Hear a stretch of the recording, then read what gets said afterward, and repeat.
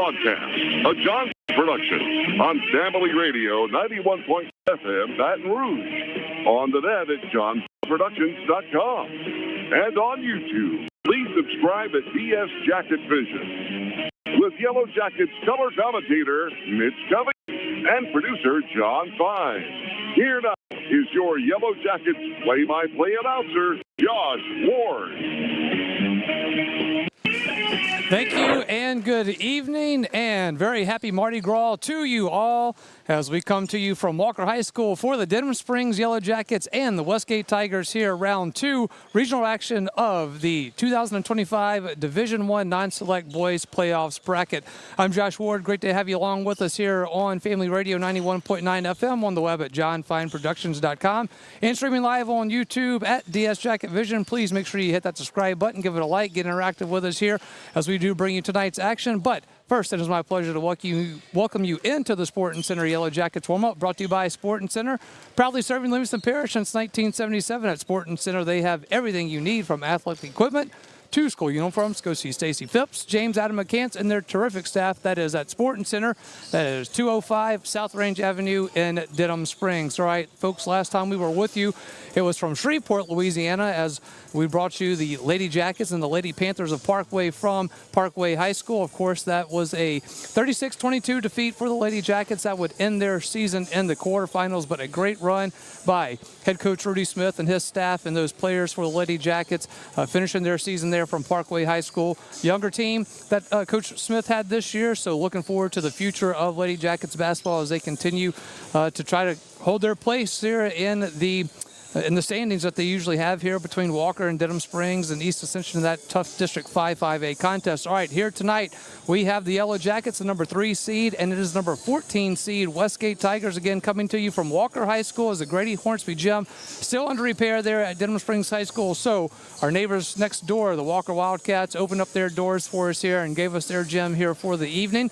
Anticipate we will be here Friday, and that is anticipating that because the Yellow Jackets need to get the win here tonight over Westgate. Of course, they are matched up between Ruston, the 6th seed, and South Lafourche on the other side. So we'll take a look at that in just a bit. So lots to get to before tip-off. Got an exciting show lined up for you. We will have head coach and athletic director of the Yellow Jackets, Coach Brett Beard, will be joining John Fine. I will, of course, have my interview with assistant coach Tony Sterling, and then Mitch will get you set up for keys to the game. We'll get you the starting lineups and all the other things that are going on here from Walker High School on this Mardi Gras Tuesday, and it is playoff action. We are back after this. It is the Sporting Center Yellow Jackets warm-up. Mike's Sports Bar and Grill has it going on. Mike's has burgers, steaks, seafood, pizza, salad, sides, and desserts, 37 TVs, and Big Mike's is open late after the game. Live music on the weekends, locally owned and operated by Denham Springs School graduate Big Mike O'Neill. Check out the Denham Springs Athletics Hall of Fame at Big Mike's Sports Bar and Grill, 123 Ascom Fair in Denham, or delivery through Waiter or Grubhub. Your local sporting goods in Livingston Parish for over 40 years is Sporting Center. Sporting Center, all of your Denham Springs and surrounding school shirts, caps, clothing, and fan gear. Plus, Sporting Center has all of your brand names like Adidas and Russell Athletic. Sporting Center offers one-on-one customer service. Sporting Center does in-house branding, screen printing, and laser engraving. And they can handle all of your advertising, promotional, and sign shop needs. Sporting Center, 205 South Range in Springs. Personal injury? Boyer, Abear, and on-gel. Auto accidents? Boyer, Abear, and on-gel. Workers' compensation? Boyer, Abear, and on-gel. One law firm can handle all of your legal needs, and you don't have to fight big traffic to find them. Mark Boyer, Dominic Amato, Lucas Schenk, and Allison Costanza, a team of 12 attorneys ready to assist you. The lawyers at Boyer, Abear, and on-gel have valuable experience that allows them to provide expert legal counsel that's professional, prompt, and productive. Small town values, big city results. Boyer, Abear, and on-gel. Bank Plus makes it easier to bank. With extended drive-through hours, 24/7 online and mobile banking, we're here when you need us. Lost your card?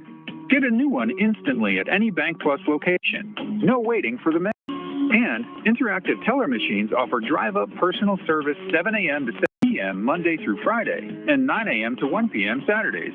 Your bank, Plus. Learn more at bankplus.net. Member FDIC. Welcome back into the Sporting Center Yellow Jackets warm-up. Yellow Jackets and the Tigers of Westgate. It is the regional round action here from Walker High School. Josh Ward alongside Mitch Covington, alongside a very festive Mitch Covington. Mitch, I like the swag. Got to celebrate for the season. So I also like your pencil here tonight. I can see this at home. It's a nice flowery pencil. Mitch, that's adorable. Got to be able to keep my scorebook over here. That's right.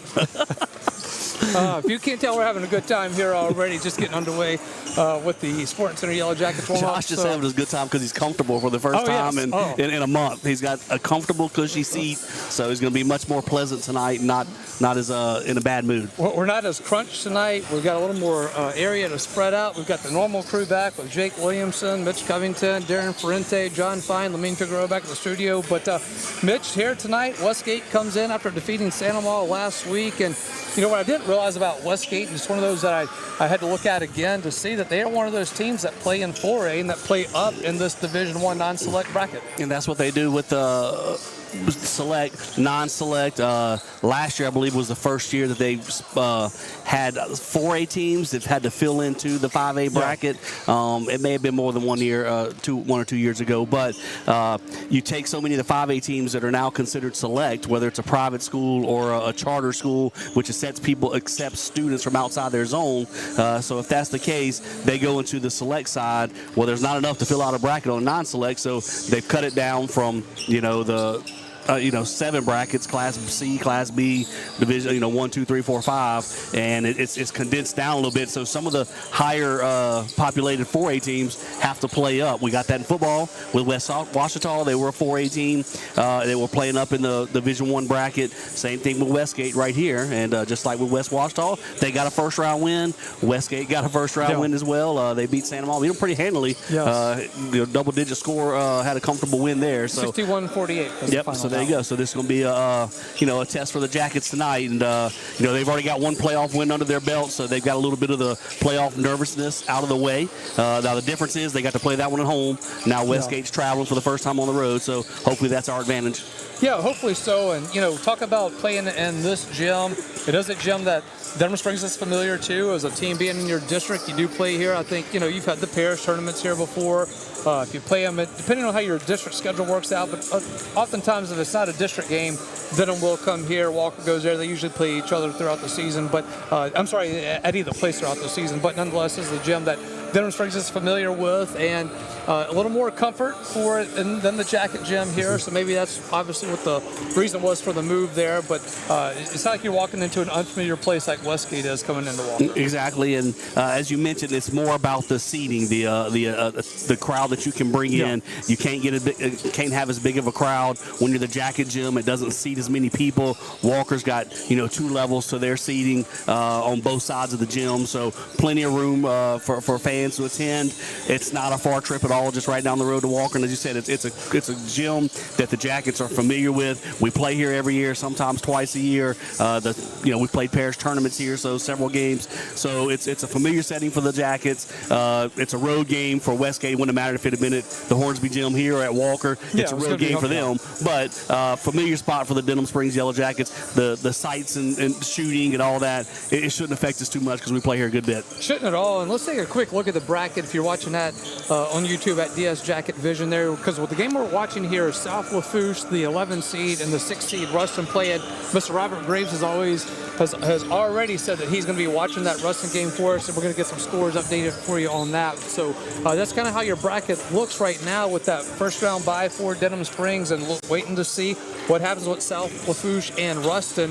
If it goes the way it's supposed to, Ruston comes into Denham Springs, which would be on Friday. We will carry that game for you as well. We're going to assume that it's a 7 p.m. tip-off again as well, but don't know that yet either, but just assume that it would be 7. We'll keep you updated if that were to change. So that would put us Sports Center Yellow Jackets warm up at 6:15 on Friday. That is March 7th. So again, Yellow Jackets need to take care of business here tonight against Westgate, because we were looking at it, Mitch, and we're going to make sure that our starting lineups are final before we get to it later on before tip-off. But if what they sent us yesterday is correct, they are starting 3 freshmen for Westgate. They have a young crew, and not just the starters, but some of the subs that come in are sophomores. Some of the subs come in may be a freshman here or there. So a lot of young players out there for Westgate. I'm not real sure how that comes comes about. Like it's not a brand new pro. We play Prairieville. You understand that because it's a brand new school. But kind of odd that just looking at the roster, you really only have 2 seniors and then 1 junior on the roster. The rest of the team is freshmen and sophomores, and so I'm sure they're talented. I mean, we saw last week they whipped up on Santa Maria, so the kids can play. But that should be an advantage to us having experience. Our guys made a quarterfinal run last year.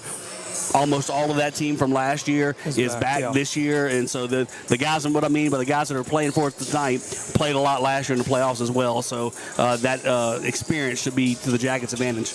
All right, very excited about our next guest coming up. It is going to be athletic director, head coach in football, and maybe stepping into another little duties that we may learn about here in just a moment. If they talk about that, it'll be Coach Brett Beard with John Fine. So looking forward to Coach Beard being on. So stay with us. Again, it is the Denham Springs Yellow Jackets, the Westgate Tigers, regional round action, 2025 Division I non-select playoffs. And we are back after this on the Sporting Center Yellow Jackets warm-up. High School broadcast on Family Radio 91.9 FM, the net at johnfineproductions.com, and on YouTube at DS Jacket Vision, are brought to you in part by Dr. Chip Bankston and Baton Rouge Orthopedic Clinic, Use Safe and Lock, Safe Voyage Tattoo, David Azar Shelter Insurance Company, Liberty Auto Sales, the law office of I.V. Graham, 5-Star Printing, now located next to Big Mike's, and Sport Clips. We thank you for your support and patronage of these local businesses. For all your flooring and carpet needs, it's Floor Store Carpet One. At Floor Store Carpet One, they offer prompt, quality personal service. They'll take care of you right away. The Floor Store Carpet One has an extensive product line: wood, carpet, plastic laminate, ceramic tile, natural stone, countertops, and showers. The Floor Store Carpet One also carries luxury vinyl tile, which many customers rave about, serving the community since 1984. The Floor Store Carpet One, 1/2 mile from the Amite River Bridge on Florida in Denham Springs. Big Mike's Sports Bar and Grill has it going on. Big Mike's has burgers, steaks, seafood, pizza, salad, sides, and desserts, 37 TVs, and Big Mike's is open late after the games. Live music on the weekends, locally owned and operated by Denham Springs High School graduate Big Mike O'Neill. Check out the Denham Springs Athletics Hall of Fame at Big Mike's. Big Mike's Sports Bar and Grill, 123 Ascom Square in Denham, or delivery through Waiter or Grubhub. Your local sporting goods store in Livingston Parish for over 40 years is Sporting Center. Sporting Center has all of your Denham Springs and surrounding school shirts, caps, clothing, and fan gear. Plus, Sporting Center has all of your brand names like Adidas and Russell Athletic. And Sporting Center offers one-on-one customer service. Sporting Center does in-house monogramming, screen printing, and laser engraving. And they can handle all of your advertising, promotional, and sign shop needs. Sporting Center, 205 South Range in Denham Springs. It is Sporting Center Yellow Jackets warm-up, Denham Springs and Westgate, second round playoff game from Walker High School. My name is John Fine, producer of Denham Springs broadcast, and it is Sporting Center Yellow Jackets warm-up. We are joined by a man who right now wears many hats. Literally, he's wearing one, but figuratively, he's the athletic director, head football coach, and head softball coach at Denham Springs High School. He is Brett Beard. Coach, thanks for joining us. Really appreciate it. You know, John, I don't get to ever do this, so I'm kind of excited to be on your show with you. How about that? I tell you what, who would have ever thought that Denham Springs would be playing at a Walker facility and rooting for the home team? I tell you, we've just had we've had some interesting time since I've been at Denham. We've had some interesting things happen and had some, I guess you can call it bad luck. But at the end of the day, you're still playing in the second round of the playoffs, and we have schools in this parish that can help us out because we're neighbors and, rivals most any other time, but neighbors tonight and, got to get a job done. And, it's disappointing, but at the end of it, we're going to have an amazing court. I saw the artwork on our new court today, and it's going to be beautiful. It's going to be first class, and just really excited about, you hate the timing of it. You hate how it happens. However, we are going to have some good come out of it, and we're going to have a big-time court to play ball in. Hopefully, I don't know that it'll be done in a week or two, but definitely for next year. Grady Hornsby Gymnasium inoperable because of the snowstorm that caused problems with the floor.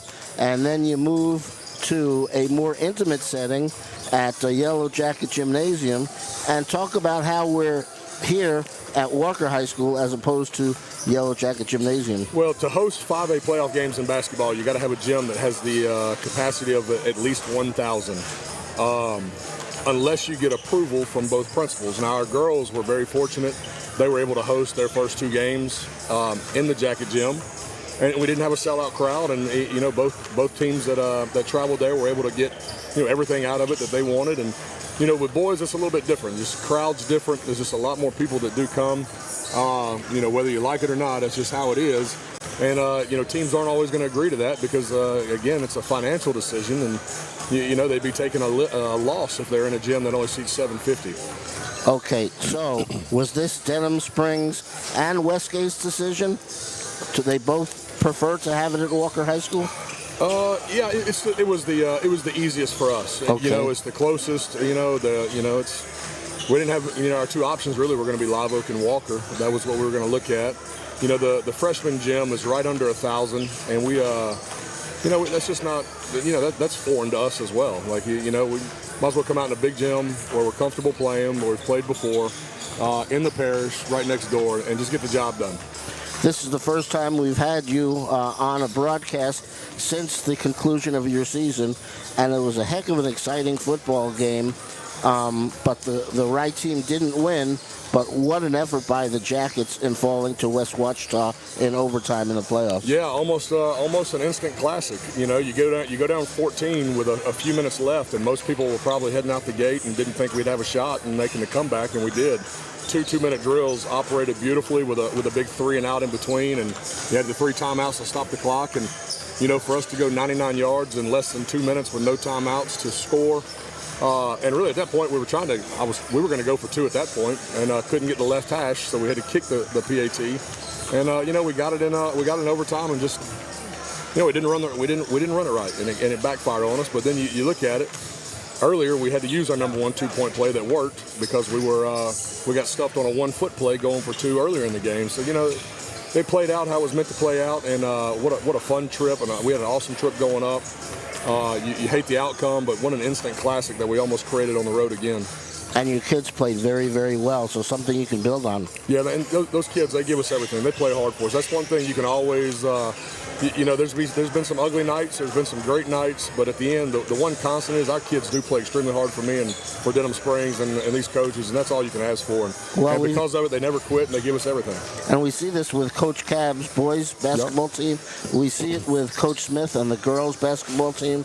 So it seems to be all pervasive. And I'm sure the softball team plays hard, too. The girls, they do. We're in a little different situation. They got put in a bad spot, and, I felt like it was my job to step in and, get that hollowed ground, that amazing program, like what we think is what should be one of the best programs at the school, and traditionally is. I felt like it was my obligation to step in and get it right and make it right, and take care of these girls and get that program in a good spot, financially and on a different ground to where, we can go hire the right person that's going to put us back in Sulphur. Now, one of my good sources tells me or has told me that you were a heck of a baseball player in high school. In fact, possibly could have gone further in baseball than you did with football, but football was where your passion was at. I don't like to tell anybody that because I have more fun with these parents, looking at me like I'm just a football coach that don't know what I'm doing. Okay. No, I mean, look, baseball was actually my first love and what I've done my whole life. I've been a head baseball coach before. I've coached college baseball before at Washington University, where I coached my first year in college football. A lot of people don't know that either, that I coached college baseball too. But, softball, there are a lot of similarities, and there's a few wrinkles. And the wrinkles I'm not familiar with, and I'm not scared to admit that. I'm not scared to go to work and figure it out. And, got a pretty good little staff that's going to get after it. And, we got a young team, and they're grinding it out, and they're battling, and that's all you can ask of them. And, they're not completely in a bad spot with a guy that knows nothing about the game being played. So, we're going to continue to work and try to make it right. Well, I don't say you don't know anything about the game. I think you're cutting yourself a little bit short. How does baseball knowledge transfer or translate into softball knowledge? Well, really, the fun thing that I've loved the most is, in baseball, you're a little more reserved. I guess because, the base paths are farther, it's bigger, there's a lot more green grass, a lot of space, and, with softball, everything's real fast. Like, we do a lot of hitting and running and bunting and running and trying to take bases because everything's so much quicker. That's really what I love about the softball. more than baseball now. Like I've actually always loved softball. I used to go to Sulphur with Coach Smitty every year and watch that. And really the only two things I don't really know or really understand about softball is slap hitting and pitching. Everything else correlates. First and thirds, bunt defenses. Like I said, there's just some little wrinkles because the game is so fast that you can be more aggressive, and that's really what I love about it. How about coaching the fairer sex as opposed to coaching boys? Are there differences there? Yeah, a part of me took this job because I'm going in year 6 at Denham Springs. I'm 10 years in the parish. I've been nothing but a football coach for most of my time, from really all my coaching life. I took it as an opportunity to go grow and to learn and better myself to where maybe I can get the football program over this hump. And the coaching the girls has been a really, I don't want to say eye-opening because I'm raised in a house full of women. I have 4 sisters. I got 2 little girls. I mean, it's not a foreign language to me by any means. But I tell you what, they listen better, and they really care, and that's what I love about it. I've had to tell girls, they're crying at the end of the nights and stuff, and I'm like, baby, it's okay. Like, y'all are beating yourself up over something that you're going to hate this if you beat yourself up every night after these things. Like, you care, you want to get better. We just got to keep grinding. We got to keep working, and that's really all you can ask of them. But it's really been a lot of fun. If you tell them, no, they're very literal. You tell them, they listen, they hear it, and it is what you said. It's by the book. The boys, they'll go astray most of the time, and if they're even listening the first time. And the girls has really been a lot of fun to coach. My favorite cheer is good eye, good eye, good eye, good eye. Do you have a favorite cheer? Are there girls that are singing out of your dugout? Oh, we got a few cheers. I'm having to learn that part of it too. Okay. So there you go. Look, I love the energy. I really do love the energy of softball. It's so fast. It's exciting to watch. Quite a run by Denham Springs boys soccer. Yeah. I tell you what, Sean LeBlanc was a big-time hire. That dude came in and really did a phenomenal job. Make it to the Final Four and the only non-select school standing. I mean, it says a lot about who we are and where we're going. And you look at all our PowerPoint sports, the pressure's really on me. Baseball's off to a great start with Setatal, who I'm really fired up about, and what he's bringing to the baseball program. And, not many schools, we talk about this at our DSA meeting, not many schools go 8 for 8 with their PowerPoint teams. And, we're in that position. We're 6 for 6 right now going into softball and baseball. And, it's going to be a tough road, but I want to do everything I can to get those 8 teams that were PowerPoint built to make the playoffs. Quite a run for Rudy Smith's girls basketball team. Yep. And look at the commitment that Mr. Howard and you show towards the girls basketball team as you send them up a day early. They get to stay in a hotel. They get to sleep in a nice bed, get up, they work out, come to the game, and playing very competitively. Yeah.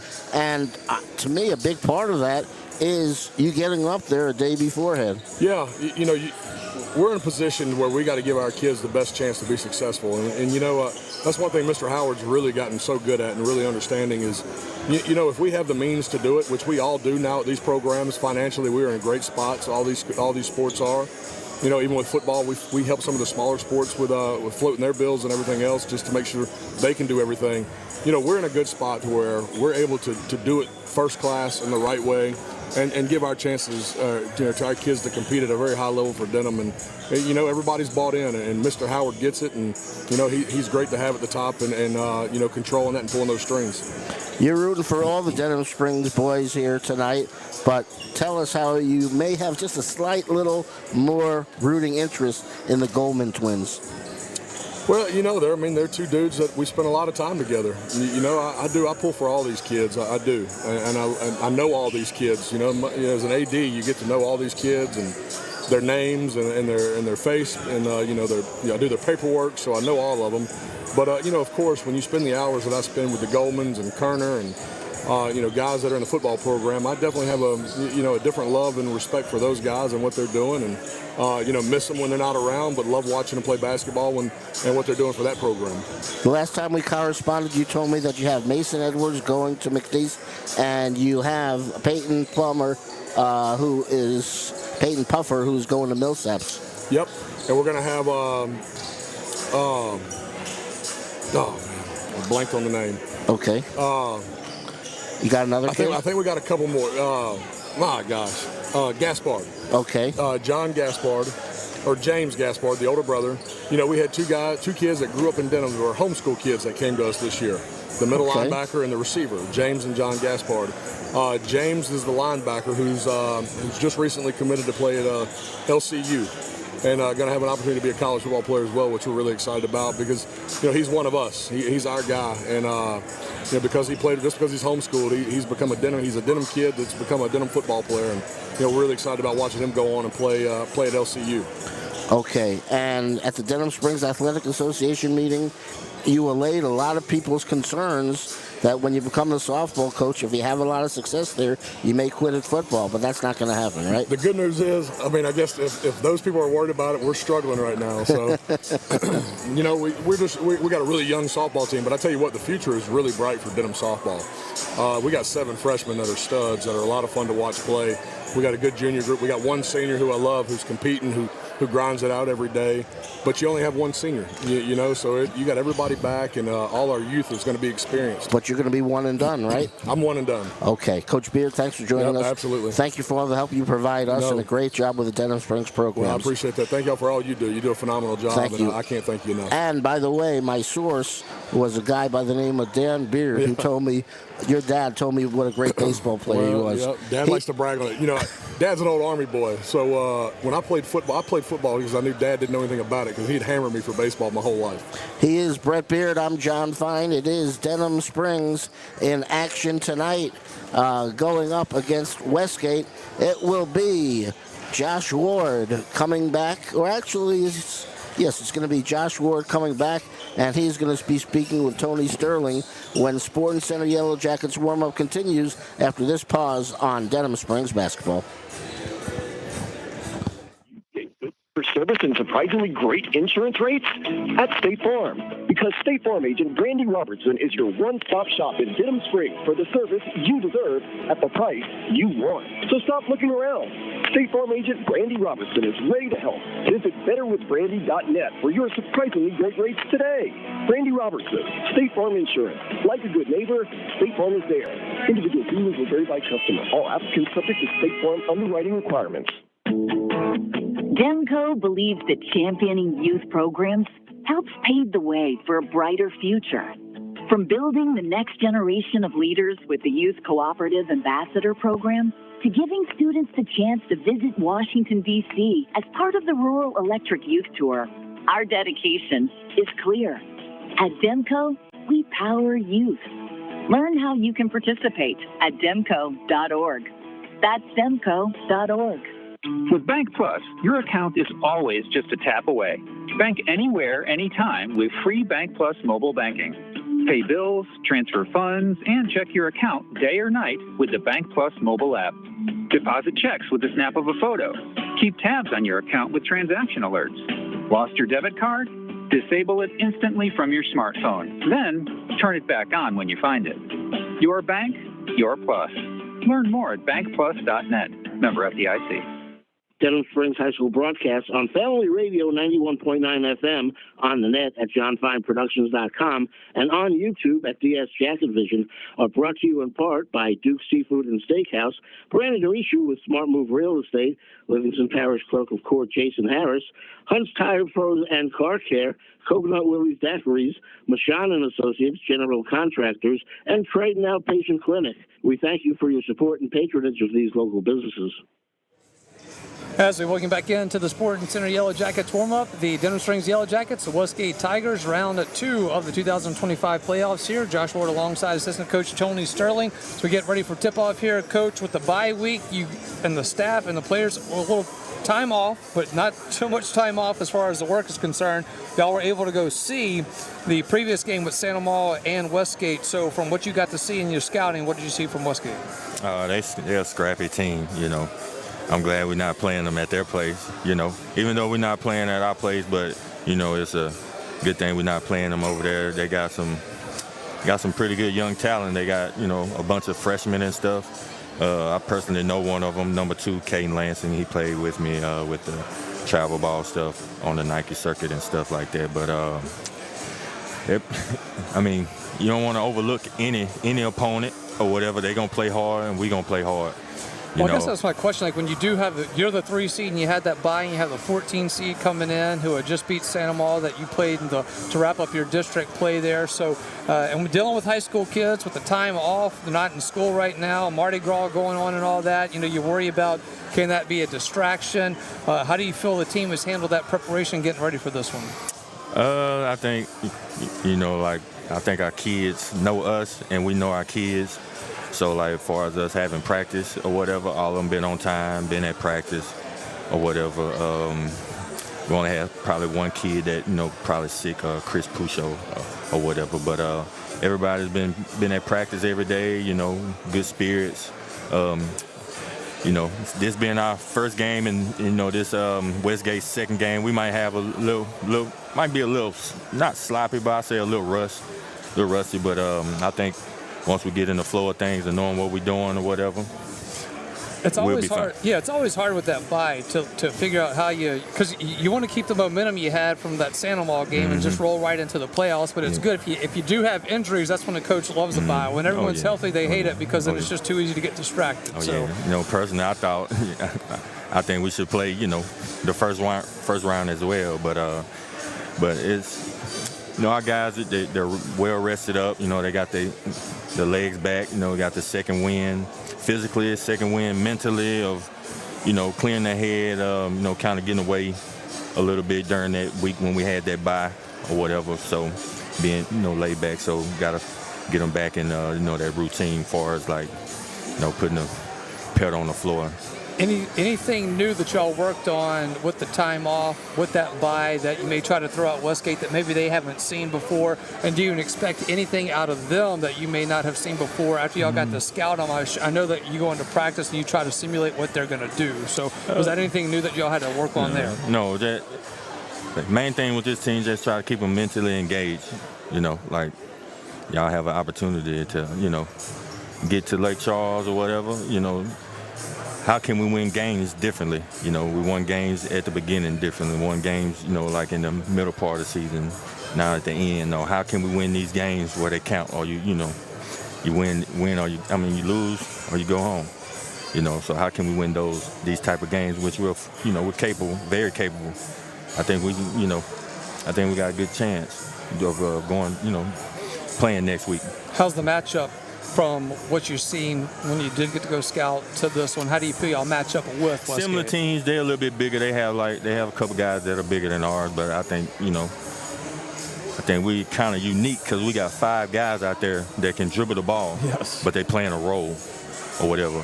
Now they can match our quickness, and also we can match their quickness too. I think we have guys that I don't know who's gonna score 20. I think the 5 guys that we got on that start, any of them can score 20.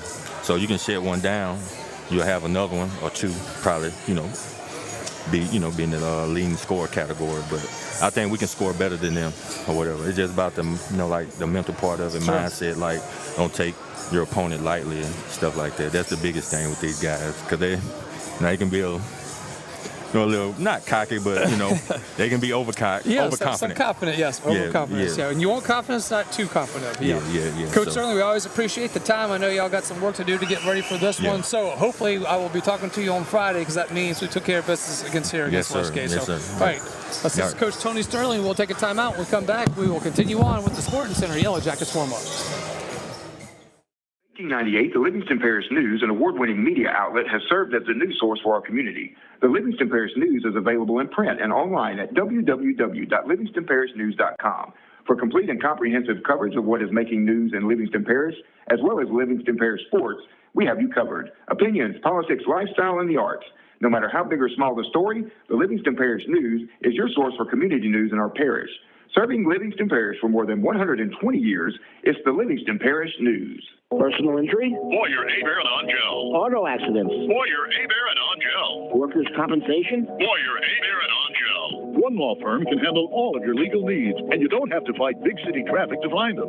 Mark Boyer, Dominic Amato, Lucas Schenck, and Allison Costanza have a team of 12 attorneys ready to assist you. The lawyers at Boyer, Hebert, and Angel have invaluable experience that allows them to provide expert legal counsel that's professional, prompt, and productive. Small town values, big city results. Boyer, Hebert, and Angel. You are our first priority at Innovative Audio. Innovative Audio offers the very best selection of mobile audio and video, window tint, and vehicle security. Innovative Audio's installation and tinting is the finest in the industry. And Innovative Audio's work comes with lifetime warranties on all audio, video, and tint installations. Most importantly, Innovative Audio specializes in serving you. You are our first priority at Innovative Audio, 1400 South Range, Denham Springs. Visit us on Facebook. Peak Performance Physical Therapy has been serving the wonderful people of Livingston Parish for over 20 years now. This is Ben Wilson, Denham Springs High School, class of 98, and the much younger Stephen Wilson, class of 2003. We are honored to have the opportunity to help those in our community return to a normal way of life following injury. From the geriatric population to the young athlete, we are committed to helping you become stronger, faster, and better. So for all of your physical therapy and rehab needs, come see us at Peak Performance Physical Therapy, located in Denham Springs at 145 Aston Square, or visit our website at peakperformancephysicaltherapy.com.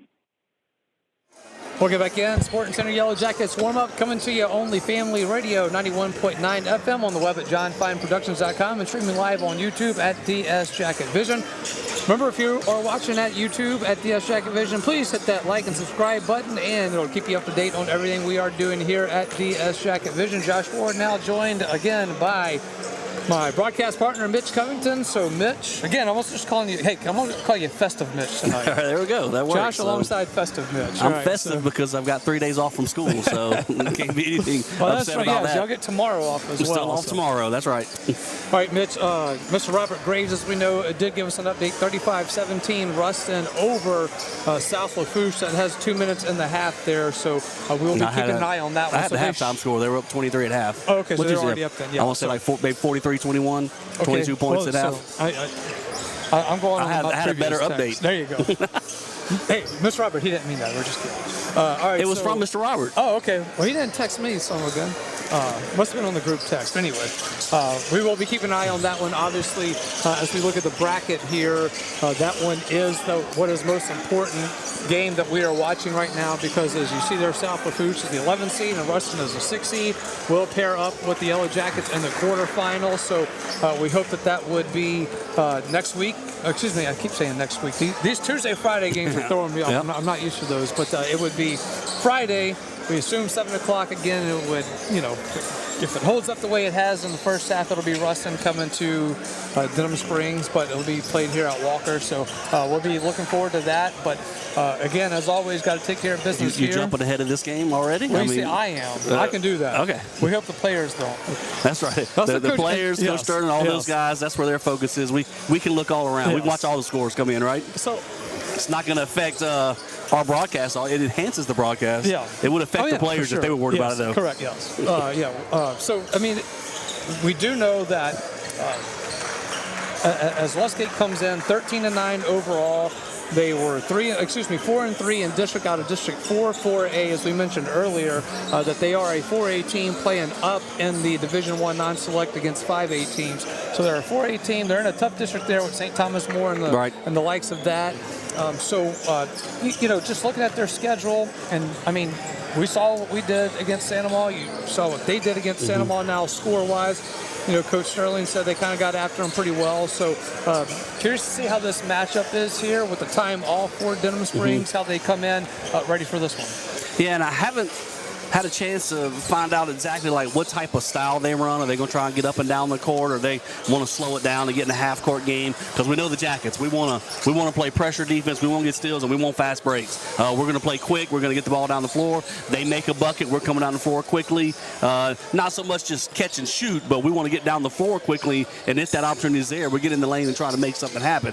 Defense gets back. We've done a good job of not forcing a quick shot, work the offense, and then try to find the right man with an open look. look. But we'll see. So I'm not sure how the styles are going to play out. I don't know. Like I said, is Westgate, are they going to slow it down a little bit, or are they going to give us full court pressure like, the Jackets are going to do? So we'll see that here in about 6 minutes and how that plays out. But as you mentioned, they have played a lot of good teams. They are in a strong district there. Like I said, St. Thomas More played against them a couple times this year, played against them in a non-district tournament, played against them in a district game. And you won't find many teams as good in the state as St. Thomas More. So we're not going to show them anything they haven't seen this year. It's just a matter of can our guys do what we've been doing well all year long and continue that success. Yeah, and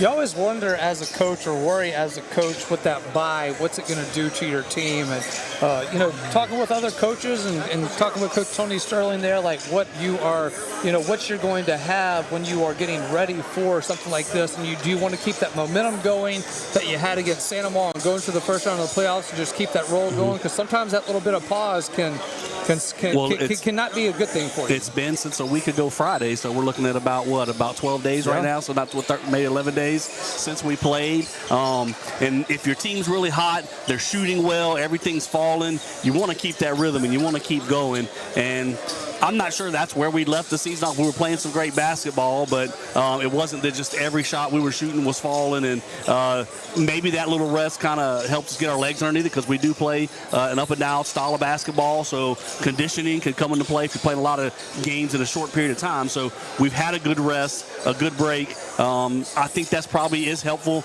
I think we would rather have had that bye and been able to enjoy resting the legs. And then once again, we talked about earlier, in this gym here at Walker, it's not our home gym, but it's a gym we're familiar with. Sure. We played here many times. We played, we play at least once a year here. We've had parish tournaments here, so we're familiar with how the gym is set up, what it looks like to shoot in this gym. So I don't think that's going to play a factor, in the game, as far as we didn't get to play at our actual home court. But, just the fact that Westgate had to travel hour, 45 minutes or so, they're the road team for sure, and we've got the home court advantage. Well, and the other part about playing in this gym, too, is you kind of get that atmosphere of it.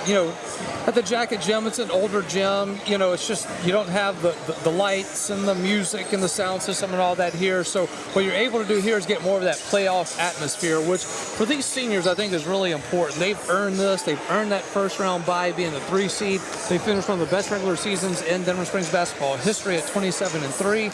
So they deserve to have kind of the show, if you will. And here you get to have it a little bit. And they do, and I do wonder a little bit. That's why I kind of keep looking around and checking. It is Mardi Gras. It's a holiday. The kids are not in school. Maybe some families have taken off on short vacations.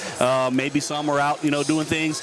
Want to see how many students show up. Do we have a home crowd behind us? Decent crowd rolling in right now. It's not a overflow crowd yet. And hoping still in the next few minutes see a few more students coming through here. And the guys really deserve it. They've had such a great year.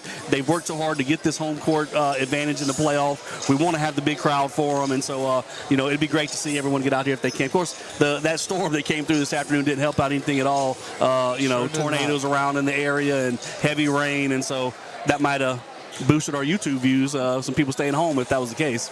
Yep. All right, we're going to take a timeout here. When we come back, we will get you ready for tip-off. We will get your start lineups and all that. Again, it is Denham Springs Yellow Jackets, the Westgate Tigers here from the Walker High School gym. And it is the second round of the 2025 Division I non-select playoffs. And we will be right back after this on the Sporting Center Yellow Jackets warm-up. You're a small business owner in the Denham Springs area. Think about everything you need to help your business succeed. You need a plan, happy customers, steady cash flow, and an insurance agent that gets you. State Farm agent Randy Robertson runs a small business in the Denham Springs community area too, and she understands the unique needs of local business owners. She will make it easy to choose the right protection at the right price, because one thing you don't need is insurance stress. Call State Farm agent Randy Robertson for your small business needs.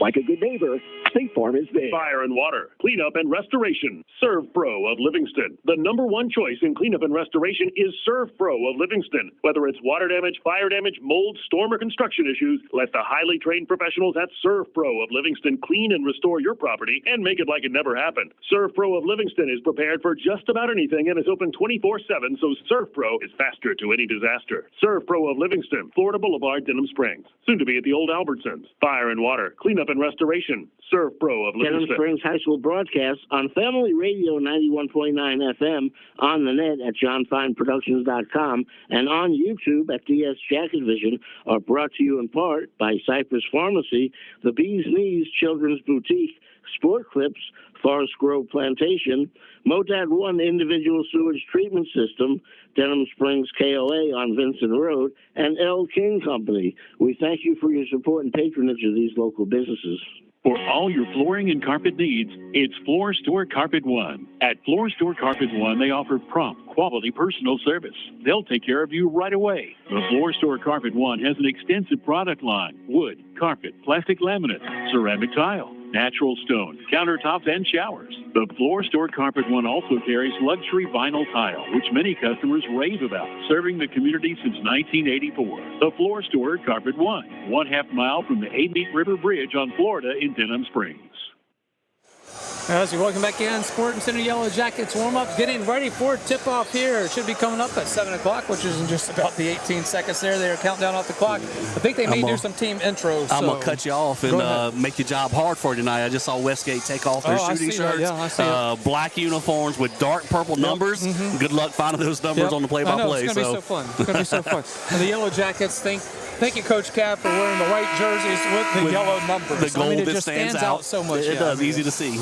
Yeah, that's perfect. So which really we need to see to tell the difference between Sean and Sean, and a lot of them twins that look alike. We got to need to see 10 or 12. Yes, absolutely. So the teams are lining up for team intros here from Walker High School. Again, we come to you live on Family Radio 91.9 FM on streaming live at johnsportsproductions.com, and then of course streaming live on YouTube at DS Jacket Vision. As always, please hit the like and subscribe button for us. Keeps you up to date with all the things we are doing here at DS Jacket Vision. Expecting a good crowd here tonight, both in the national crowd anthem and here. Of course, So we didn't know if that was coming. We had a little national anthem. Here we go, We'll turn that to the court real quick for you.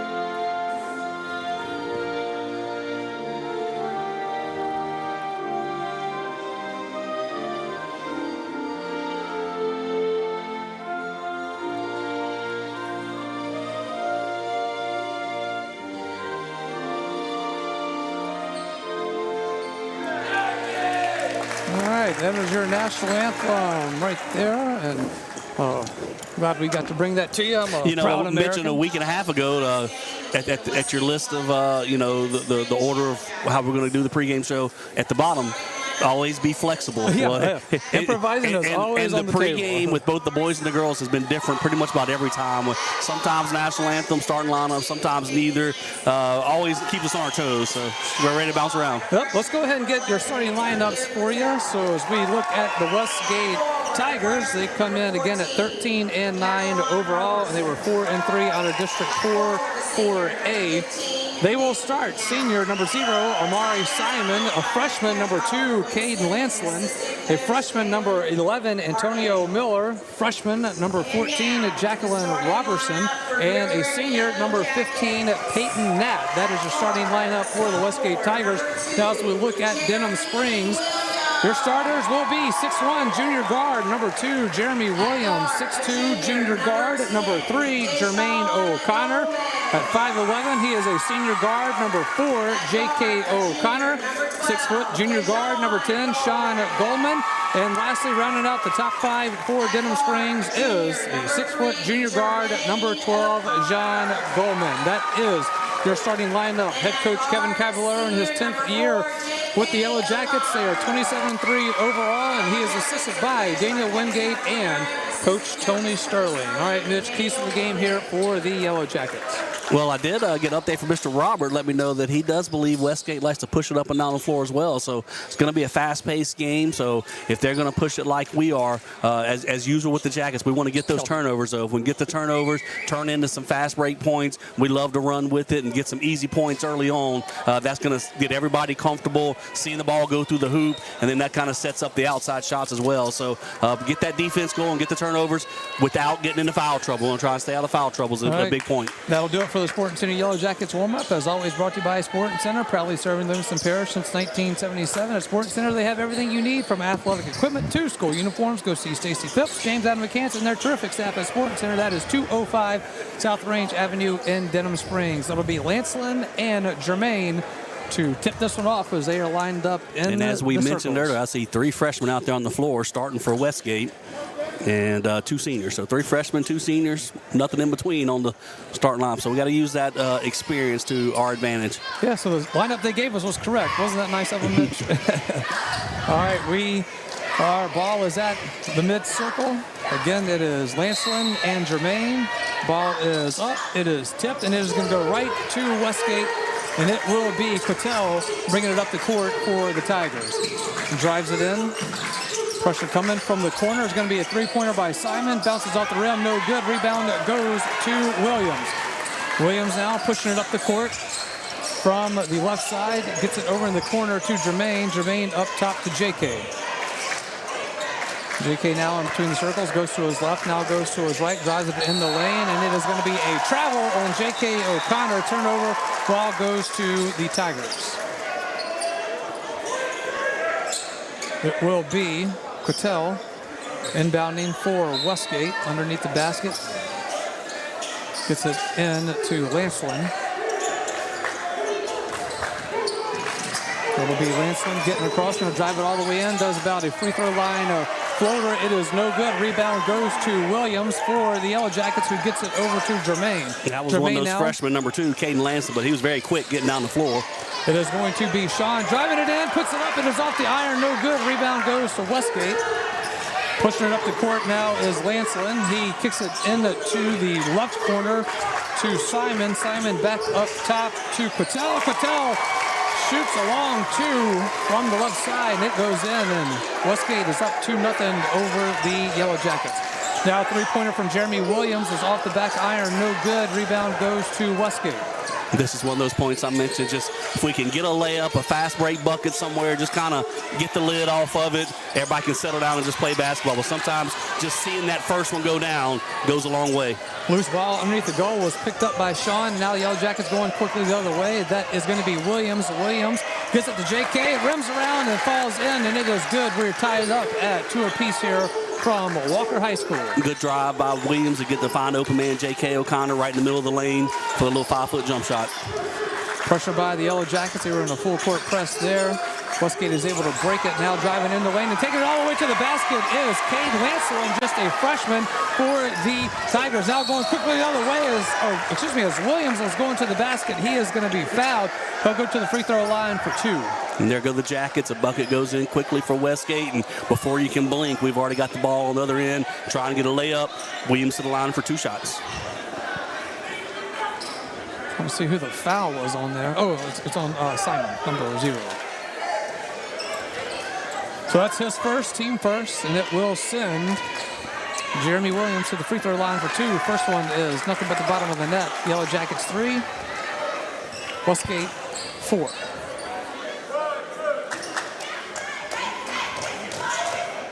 Jeremy Williams, a junior for the Yellow Jackets. Look forward to having him back next A lane violation, we'll get another chance at it. Yep. The free throw Jackets catch a break right there. Yep. Yeah, nice. Well, we'll take that. So a lane violation against the Westgate Tigers gives the Yellow Jackets and Jeremy Williams another opportunity. And he makes good on the second one. Tied up here, 4 apiece, 6 minutes left here in the first. Westgate free throw line, a jumper by Quattel is no good. Rebound is loose as the Yellow Jackets are trying to get it. It's going to be a quick putback by Nat for the Westgate Tigers. They've done a good job. Their guards are quick on our full court press. They're going to kind of dribble their way through it.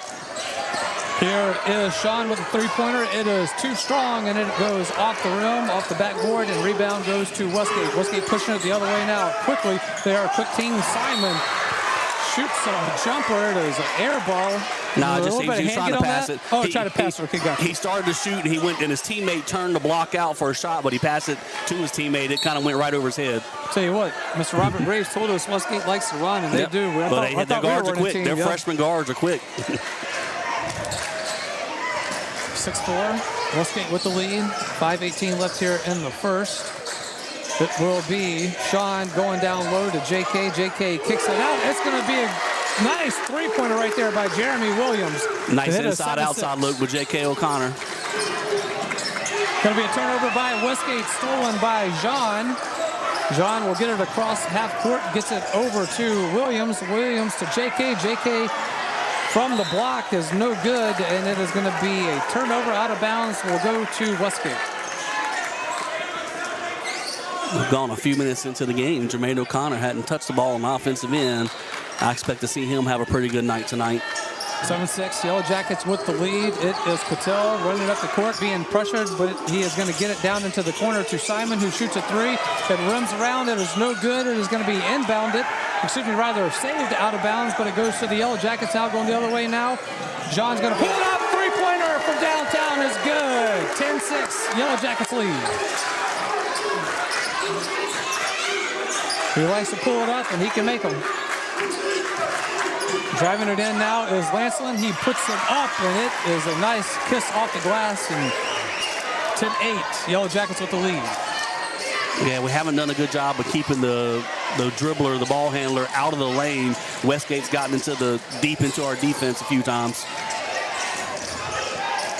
JK working from beyond the arc, gets it up top to Jean. Jean now over to Williams. He shoots a three. He's off the iron, no good. Rebound goes to Sean, who puts it up and in for two. Nice put back by Sean Goldman. So far in this first half of the first quarter, we've dominated the boards. We've done a good job on offensive and defensive glass. 12-8, Yellow Jackets with the lead. Then a three-pointer by Antonio Quatel makes it 12-11. And just as I mentioned, we want to use our experience. It's all the freshmen scoring for Westgate. All 11 points are by their freshman players. They aren't scared. They're stepping up, and they're ready to go.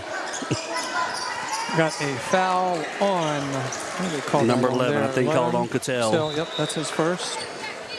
And we have Trey Dorsey checking in for the Yellow Jackets. He will check in for Sean Goldman, who is limping off to the side, so we'll kind of keep an eye on that. They're going to tape up an ankle quickly there, but yeah, I didn't see him twist the ankle, but didn't look to be too serious. Sophomore Trey Dorsey now handling the ball for the Yellow Jackets, gets it over to Jeremy Williams on the right wing. Now over to Dorsey on the left side. Back up top to JK on the right. JK going to shoot a long three, and it is good. JK O'Connor, first points of the night, and it's from three-point range. 15-11, Yellow Jackets lead. He did have a bucket earlier, so he's got 5. Oh, well, did he? Yep. Okay, I thought I missed that one. I must have missed that one. Trey Dorsey with some good pressure there on Cattell, and it is going to be a travel on Cattell. Good help defense by JK. Dorsey went for the steal and got a piece of it, but as he missed it, Cattell, I believe, was trying to drive into the lane. JK helped out, made him stutter step, and caused the travel right there. JK will inbounds it, gets it to Dorsey. Dorsey bringing it up the court now. 2:50 left here in the first. It is 15-11, Yellow Jackets with the lead. Williams works to his left. Now he's at the top. Goes right, goes left, goes right again. Kicks it in the corner. And it's a three-pointer. That is by Sean Goldman as he hits it from the right corner. His second one. Got the shooting going down right now. Did a couple three-pointers. That's 3 in the first, 4 in the first quarter for the Jackets right now. 18-11. Yellow Jackets with the lead over the Tigers. It is going to be Joseph now for Westgate as he works it around, gets it back up top to Lancelin. Lancelin goes to his left, and it is going to be almost stolen by Jeremy Williams, but going to be, I'm sure that was Jermaine, not Jeremy. Yeah, I thought it might have been kind of coming through there clean. There was a little bit of contact. That is Jermaine O'Connor's first foul. Inbound now, it is going to be a quick up and in for Cade Lancelin. His 8th point of this first quarter. Yeah, he is. He's very quick. He is very quick, and he drives it in. He's got a nice little floater in between the free throw line and the goal. Dorsey driving in now. Looks like Westgate wanted to travel there, but nonetheless, it's going to be a bucket by Jermaine O'Connor from the left side. Yeah, we may got away. They blocked the shot, and then I'll finish up after the action here. Going coast to coast is Cade Lancelin again in his 2015 Yellow Jackets with the lead. Minute 25 left here in the first. Dorsey now in between the circles.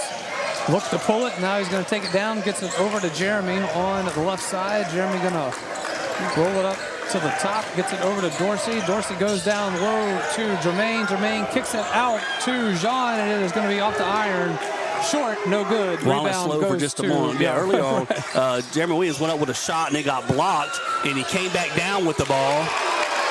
And it could have been called a travel, but we got away with that one.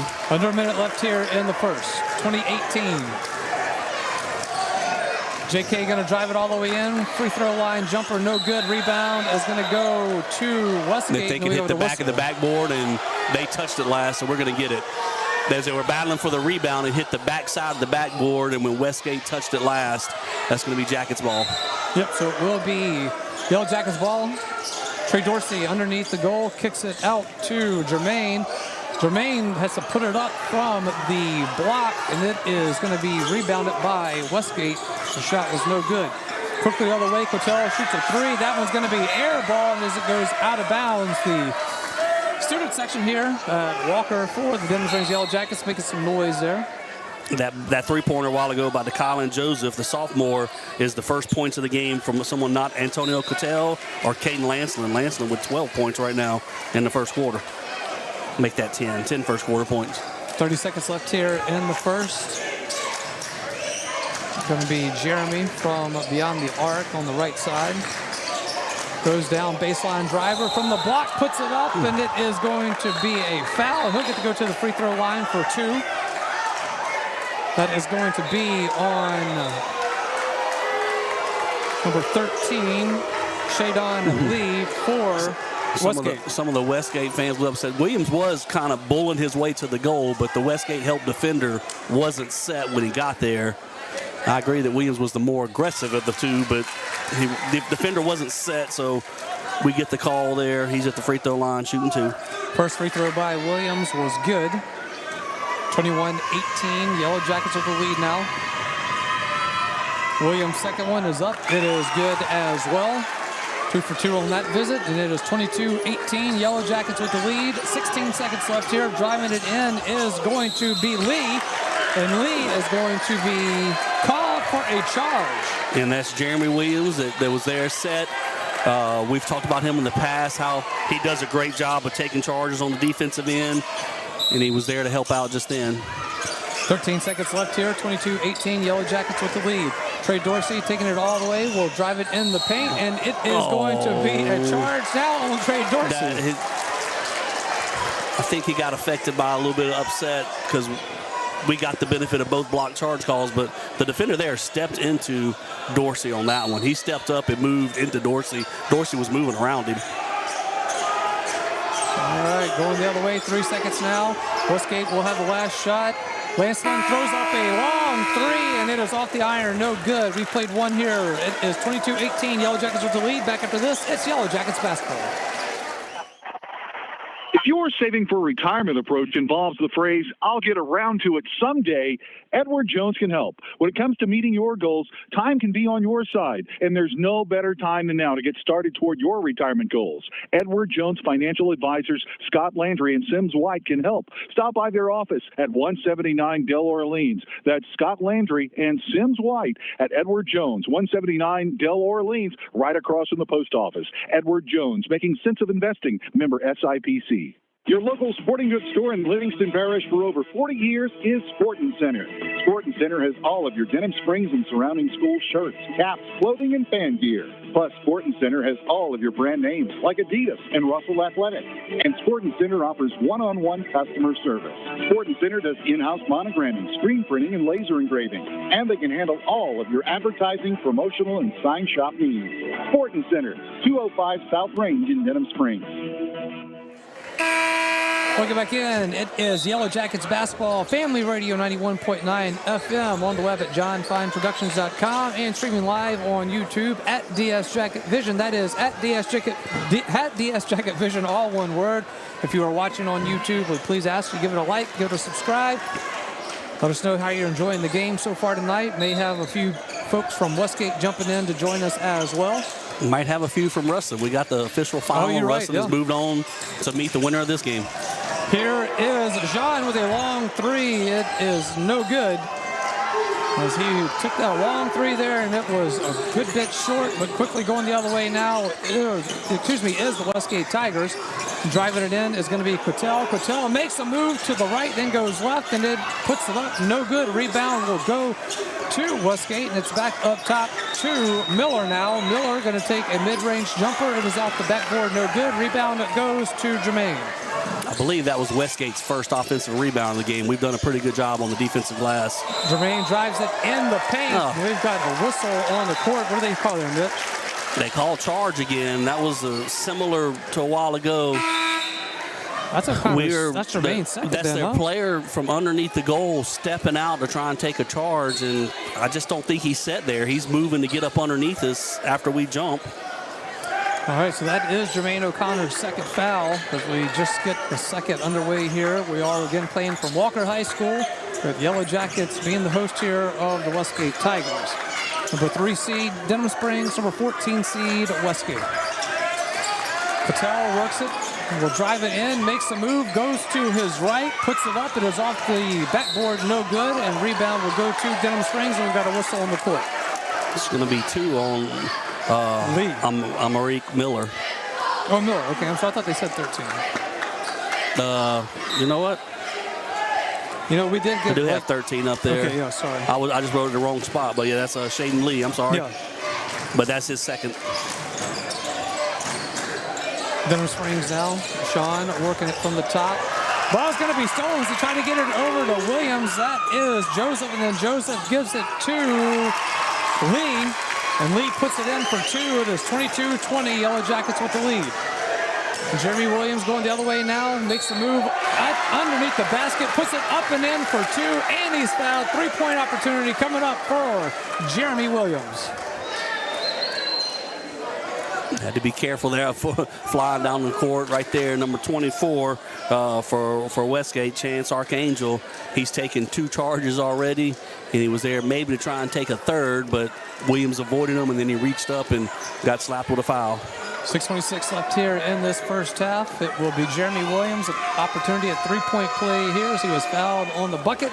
And he has been pretty solid from the free throw line tonight, as that one was good as well. 3-point play is complete. 25-20, Yellow Jackets with the lead. Going the other way now, that is Miller, makes a move, loses the ball. As he does, it is going to be stolen by Sean, who takes it underneath the basket, puts it up and in for a nice layup. Stolen by J.K. O'Connor, who dished it out ahead to Sean Goldman. 27-20, Yellow Jackets with the lead now. Patel from the top, being pressured by Jermaine. Jermaine gets it, but it's going to be down to Nat. Nat's going to lose it in the paint as he was trying to get it over to Lee. And we've got a travel called on J.K. O'Connor. I didn't quite see that one, but I did nothing, and but at least it's not a foul against somebody. Going to send him to the bench with foul trouble, though. It'll be Lancelin to inbound underneath the basket for Westgate. Gets it up top to Miller. Miller will get it over to Lancelin. Mason being pressured in the far corner now. We've got another whistle on the court. That's going to be on J.K. I believe that's his first, huh? Yeah, so I see what we've done here in the second quarter. We're trying to get Caden Lansland to get rid of the ball. We're running two defenders of it sometimes right now. They said he has 10 points in the first quarter. We want to try and get it out of his hands and make the other players from Westgate work against us. It will be Lansland to inbound it. Gets it over to Robertson. Robertson gets it right back to Lansland. Lansland being pressured now. Going to have to work it around. It will get to Cattell. Cattell going to shoot a long two. Air ball. Rebound that goes to Sean at first. And then over to JK. Going to be a turnover again now. And putting it up and in is Cattell underneath the basket. 27-22. Yellow Jackets with the lead. Sean now works it, drives it in the paint, makes the move, goes to his left and puts it up and in. And that is a nice layup right there by Sean Goldman. He's working it well in the paint. I'll tell you what, when we give up a bucket on the defensive end, we don't put our heads down and pout. We try to get it out the goal and get out the net and get down the floor as quick as possible. Westgate working around. That is going to be Nat in the free throw line circle. We'll get to Cattell. Cattell throws it up now. It takes a unfriendly bounce off the rim. It will be out of bounds off of what? They're going to say it's off of Denham Springs. Well, there was Larry no Denham defense. Oh, he switched it. Okay. It was Larry Gayron's looking like one Westgate player down there trying to tightrope the sideline, but they got it straight. They fixed it up. Well, I'm glad they did, because I didn't want you to get too upset here. In the second half, you can get upset. We got to keep you tame in the first half. 29-22, Yellow Jackets leading over Westgate. 4:40 left here in the first half. Up top is Jeremy Williams working for the Yellow Jackets. Gets it over to JK. JK drives it in the paint. Ball is going to be a jump ball called as Amari Simon was fighting for it against JK, and the possession arrow will give it to Westgate. JK got in the lane, and about 4 defenders collapsed on him right there and got stuck in no man's land. All right, got some substitution here now as JK will go to the bench. Yeah, we've got Gayred in the game, Dorsey in the game. And at the pace, it's up and down for both sides right now. Just depth may come into play. The Jackets do run about 8 deep. Lansland from free throw line is no good, and it will go to the Yellow Jackets. Rebound was by Jeremy Williams. He lost it momentarily, but Yellow Jackets pushing it the other way now as Jean goes up to the basket. He is deflected and blocked. It is no good, and it goes to the Tigers. Lansland taking it all the way, and it is going to be a foul call. They're going to call Gayran took the charge, so there's going to be a charge call, which personally I disagree with that. Not sure he said, but it's in play with what, how Westgate was taking their charges. I just think to get a charge on defensive end, you've got to have been there and been set for a while. Long three by the Yellow Jackets. That is that is Jean on the left side. It is no good. Rebound does go to Westgate. 3:47 left here in this first half. It is a 29-22 Yellow Jacket advantage. From the top is Cattell. No, that is Lee. Sorry about that. That was Lee. Takes the shot. That one's no good. Quickly going the other way. Larry Gayron is going to lose it. It will go out of bounds off of Simon for Westgate, and it will stay with Denham Springs. The old block charge call. That's just a little personal preference of mine. Like, I wish guys would play defense. Play defense and not stand there trying to pick up fouls. And it's hard for the referees to make that call. And it's been balanced. It's been balanced, though. They've called it consistently both ways, though. Looks like they're kind of playing back on John a little bit, letting him take a couple threes here now. From the other side is a three-pointer from the corner by Larry Gayron. 32-22 Yellow Jackets now up 10. Didn't realize that it happened like that, but we're up to a double-digit lead right now. Westgate hadn't scored in about 2-3 minutes. Here is a odd-looking shot right there by Robertson. It is going to be no good off the rim. Rebound will go to the Yellow Jackets. And I think, talking about the drought by Westgate. Dorsey drives it in the paint, works it to his left, puts it up, it is off the backboard, no good. Rebound goes to Westgate. That defensive pressure of double teaming on Lansland has made a big difference this quarter. Lansland kicks it out to Simon, who shoots a three from the left side. It is no good. Got the numbers here. Dorsey gets it, and it is going to put up. It is going to be no good as he was unable to connect on that one underneath the basket. That was a late call. That was a block call. That was I thought there should have been something, either charge or block called originally, but he didn't call it after we'd come down with the rebound. And I understand the Westgate side of frustration, like that was a very late whistle, but there was a lot of contact on that collision. It had to have been a block or a charge, one way or the other. 2:30 left here. It is the second foul for Simon. Puts Trey Dorsey at the free throw line. Gets a nice friendly roll off the front iron. Walker Rims being friendly to us. We appreciate it. 33-22. Yellow Jackets with the lead now, as Trey Dorsey will attempt to finish the end of this visit to the free throw line. Going 2 for 2. See if he can make it here. Free throw is up, and that one is nothing but net.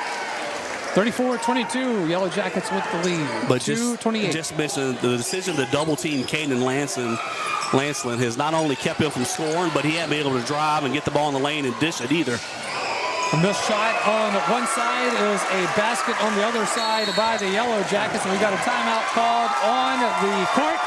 Westgate wants to slow this one down, so we will slow it down for a minute as well. We're back after this. It is Yellow Jackets basketball. Bank Plus makes it easier to bank. With extended drive-through hours plus 24/7 online and mobile banking, we're here when you need us. Lost your debit card? Get a new one instantly at any Bank Plus location. No waiting for the mail. And interactive teller machines offer drive-up personal service 7 a.m. to 7 p.m. Monday through Friday and 9 a.m. to 1 p.m. Saturdays. Your bank, your plus. Learn more at bankplus.net. Member FDIC.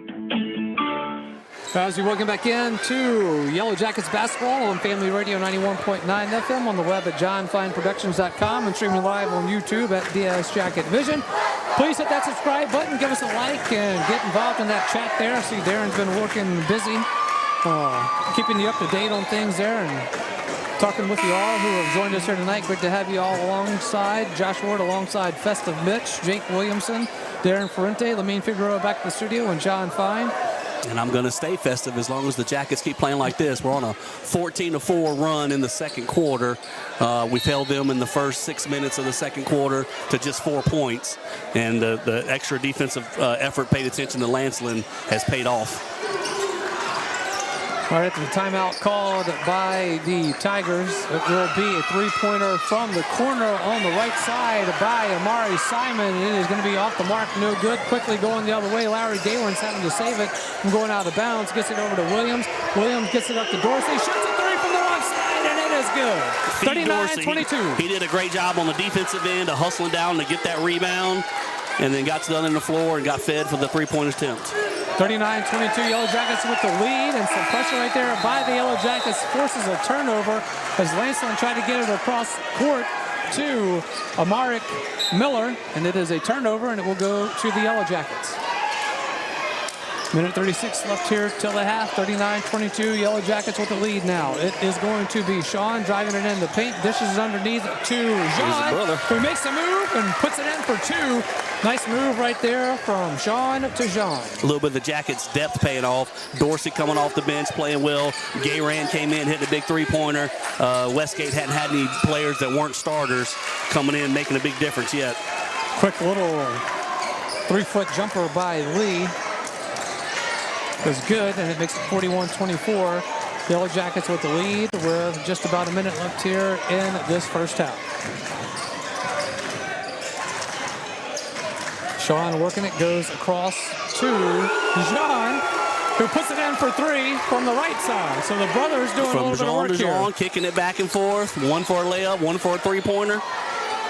44-24, Yellow Jackets have quickly jumped out to a 20-point lead. Ball is going to be touched right there by Jeremy Williams. Really good hands by Williams. They had a kind of a 3-on-1 effort. They beat the pressure up by half court, but Williams back there, active hands, knocks it loose and out of bounds. 33 seconds left here in this first half. 44-24, Yellow Jackets with the lead. From the left elbow, there's a shot, going to be no good. That was by Miller. Miller, rebound goes to Archangel for Westgate, and he will put it out of bounds off the Yellow Jackets. Very forceful out of bounds there. So he kicked it off the legs of Denham Springs. I'm watching Archangel. He's he's arguing with our students right now.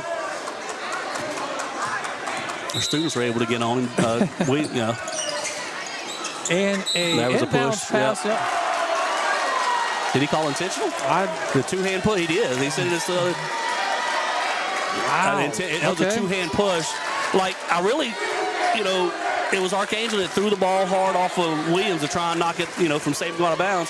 I didn't see Williams react anyway. They were lined up covering each other on the inbound. I didn't see that they were jawing back and forth. The referee stepped in at one point. But then right there, as Williams was blocking him out, Archangel pushed him with two hands from the back. And that's going to be an intentional foul. Yep, so that is an intentional foul. And that's 2 fouls for the junior from Westgate. And it puts Jeremy Williams at the free throw line. Missed the first one. Second free throw is up, and that one is good. 45-24, Yellow Jackets with the lead, and Yellow Jackets will get the ball as well. But yeah, I didn't see them jawing back and forth. But I did see a referee kind of step in, like something was being said. If it was, they were being quiet amongst, they weren't demonstrative about it. Inbound by Larry Guerin will go to Sean. Sean will walk it up. With 15 seconds left, gets it across midcourt, gets it over to Jeremy Williams. Jeremy Williams from the top over to Jean. Jean looking to drive it in, drives it baseline, gets it underneath the basket to Williams. It is no good. Ball is loose, and it is going to be a buzzer. And that will do it for the first half, as no shot was going to get off there. So we go to the half. It is Denham Springs 45. Westgate 24. We are back with the halftime report after this on Yellow Jackets basketball. Big Mike's Sports Bar and Grill has it going on. Big Mike's has burgers, steaks, seafood, pizza, salad, sides, and desserts, 37 TVs, and Big Mike's is open late after the games. Live music on the weekends, locally owned and operated by Denham Springs High School graduate Big Mike O'Neill. Check out the Denham Springs Athletics Hall of Fame at Big Mike's. Big Mike's Sports Bar and Grill, 123 Ascom Square in Denham, or delivery through Waiter or Grubhub. Personal injury? Boyer, Abear, and Angel. Auto accidents? Boyer, Abear, and Angel. Workers' compensation? Boyer, Abear, and Angel. One law firm can handle all of your legal needs, and you don't have to fight big city traffic to find them. Mark Boyer, Dominic Amato, Lucas Schenk, and Allison Costanza have a team of 12 attorneys ready to assist you. The lawyers at Boyer, Abear, and Angel have invaluable experience that allows them to provide expert legal counsel that's professional, prompt, and productive. Small town values, big city results. Boyer, Abear, and Angel. Denham Springs High School broadcasts on Family Radio 91.9 FM, on the net at johnfineproductions.com, and on YouTube at TS Jacket Vision, are brought to you in part by Dr. Chip Bankston and Baton Rouge Orthopedic Clinic, Use Safe and Lock, Safe Voyage Tattoo, David Azar Shelter Insurance Company, Liberty Auto Sales, the law office of I.V. Graham, 5-Star Printing, now located next to Big Mike's, and Sport Clips. We thank you for your support and patronage of these local businesses. Since 1898, the Livingston Parish News, an award-winning media outlet, has served as the news source for our community. The Livingston Parish News is available in print and online at www.livingstonparishnews.com. For complete and comprehensive coverage of what is making news in Livingston Parish, as well as Livingston Parish sports, we have you covered. Opinions, politics, lifestyle, and the arts. No matter how big or small the story, the Livingston Parish News is your source for community news in our parish. Serving Livingston Parish for more than 120 years, it's the Livingston Parish News. Welcome back in Yellow Jackets basketball. It is the halftime report as we are at the half here from Walker High School. It is 45-24, Yellow Jackets with the lead over Westgate. Josh Ward alongside Festive Mitch. And Mitch, as we were talking about that towards the end of that first half and looking at this one, just how quickly the Yellow Jackets were up by 10, and then all of a sudden they were up by 20, and they go up to the half 45-24. Well, it was a 4-point lead at the end of the first quarter, 22-18, very much back and forth. But in that second quarter, the Yellow Jackets outscored them 23-6. So quite the impressive second quarter. Exactly what Coach Cab would have wanted from his team. The defensive switches, like I said, Caden Lancelin, 10 first quarter points. He didn't score any in the second quarter. We were running two guys at him when we have the ball out there near half court, make him get rid of it. And then our guys doing a great job of hustling back to get back into position and get back into some throwing lanes. because it would be a 4-on-3 at that point, and we kind of kept the other guys, Westgate, from getting a lot of open looks. We've limited them to pretty much one shot each possession. I remember maybe 1-2 offensive rebounds at the most. So really good job there, and then an excellent job on the offensive end, getting the fast breaks when it's there, working it around, finding the open man. We're hitting three-pointers. We've got 1, 2, 3, 4, 5, 6 3-pointers made. Also, I think we are that's 8 for 9 on free throws. So doing a good job at the free throw line, shooting the ball well from outside the arc. So not a whole lot to complain about with that first half. Leading scorer for the Yellow Jackets in that first half was? Jeremy Williams led us with 13 points. We had Sean Goldman with 11. He had 3 3-pointers made. Sean Goldman with 6. 5 points for J.K. O'Connor, 5 points for Trey Dorsey off the bench.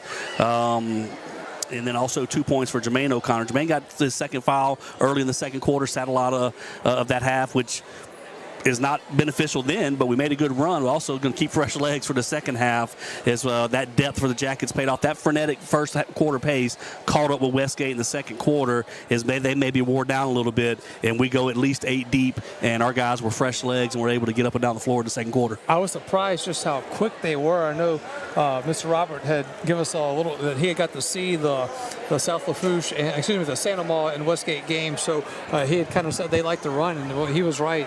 They were. I was impressed with how quick they were, but just how much they did. But as you said, you kind of start wearing them down here. Your bench is deep. They have a long bench, but they don't have a lot of players that they're subbing in and out. So, but we also mentioned that Ruston game with South Lafourche. We do know that one did go final. 78-54, Ruston with the win over South Lafourche. So Yellow Jackets with a good second half here will be in good position as they will lead into playing Ruston on Friday, and that again will be from here at Walker High School for quarterfinal action and a trip to the Burton Arena in Coliseum.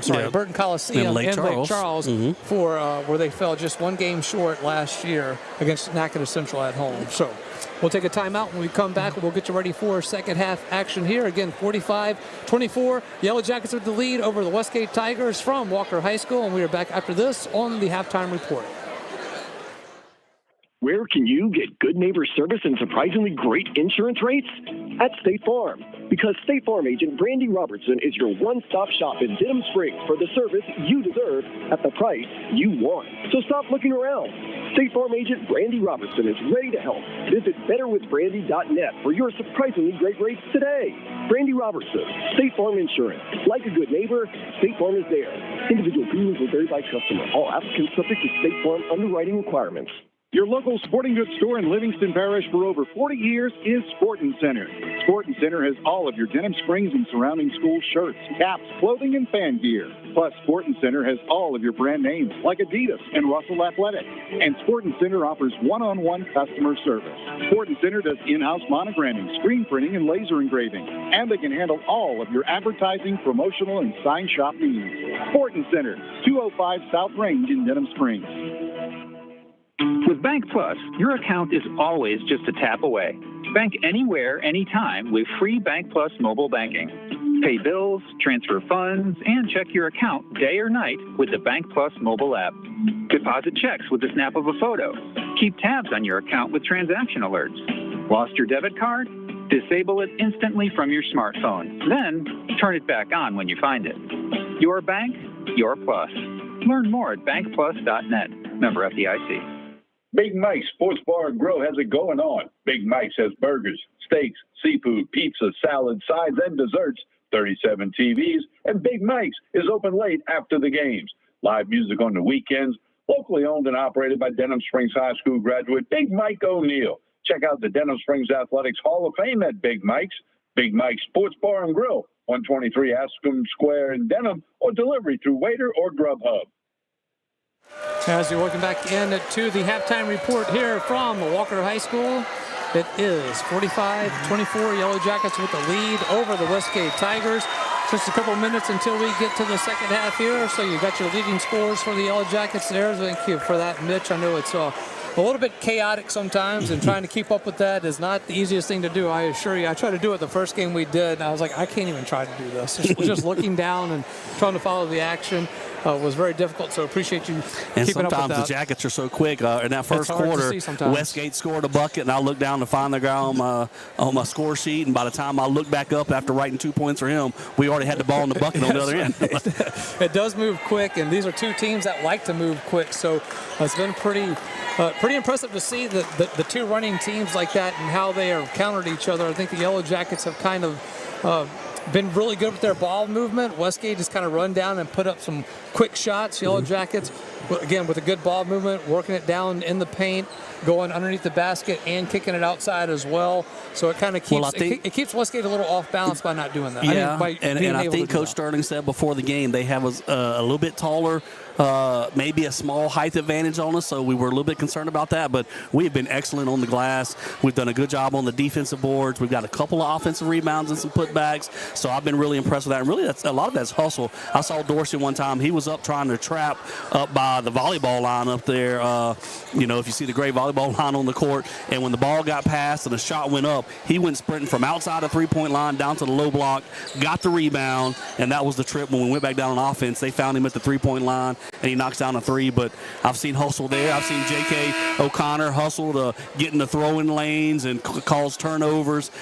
If one guy gets beat, we've got other guys helping to get there, and there's a lot of hustle on the defensive end for the Yellow Jackets tonight. All right, so that will do it for first half action. Mitch, any keys for the Yellow Jackets in the second half? Or just we do have that 21-point lead, but Westgate does have some ability. You can see that. They haven't hit any big three-point shots yet. Just one three-pointer in the first half. But if a couple fall down for you, as fast as the pace is, a 21-point lead could be down to single digits if you aren't, on top of your P's and your Q's. So we want to make sure we just keep the pressure on them, keep getting on that defensive glass. All right, it will be Yellow Jackets to start the possession in the second half, and they are quickly going, and it is going to be a quick pickup. Jermaine O'Connor's getting his third. Yep. I don't like the block charge. It needs to be done away with basketball. Play defense. Quit flopping around on the ground, begging to take a charge. That's not playing defense. That's just jumping in somebody's way. I mean, O'Connor was in the game for 4 seconds. Now he's back on the bench. If you're going to call block charge all the time, let's do away with 5 fouls and you're out of the game. I want to see the kids playing. Just on the way here, the second half action, it is going to be Lance Lynn handling it for the Westgate Tigers. Gets it to Simon. Simon drives it baseline, kicks it over to Nat. Nat shoots a baseline jumper, and it falls in after a nice roll off the rim, and it is 45-26. Yellow Jackets with the lead. The first bucket tonight from someone from Westgate that is not a freshman or sophomore. First upperclassman bucket tonight. Sean works it from the top, kicks it over to Gayron. Gayron now from the top of the key, kicks it over to Williams on the left side. Williams drives it to the elbow. We'll put it up top to Sean. Sean now goes low to Williams. Williams gives it over to John, who puts it in for two. Nice ball movement right there by the Yellow Jackets. We got a whistle on the court now. Yeah, Gayran got the foul, I believe, trying to reach for it in the backcourt. Reminds me of the Sandoval game where Coach Cab stood up and said, "Stop fouling, just stop fouling." Don't know if he just said that. Well, really, stood up.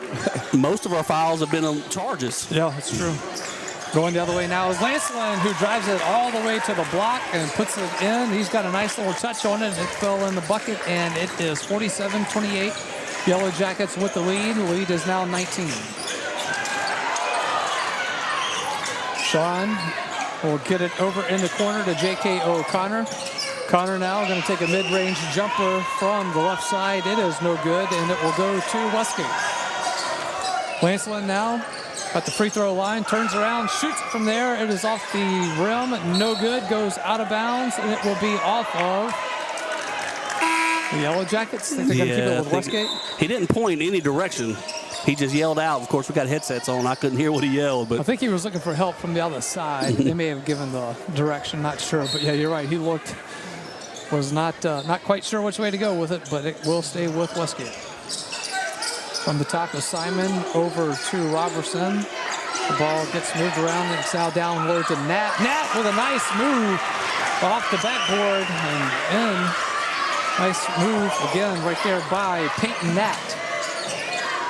Yellow Jackets now on the other side. It is Dorsey Dorsey from the left side, which is on the near side for us. Gives it to Sean, goes down low to Gayron. Gayron out to John. John being trapped in the corner. And it is going to be a we got a timeout over here. Yep. Coach Cav will take the timeout on the court. We will take it with them as well. 5:47 left here in the third. Back after this, it is Yellow Jackets basketball.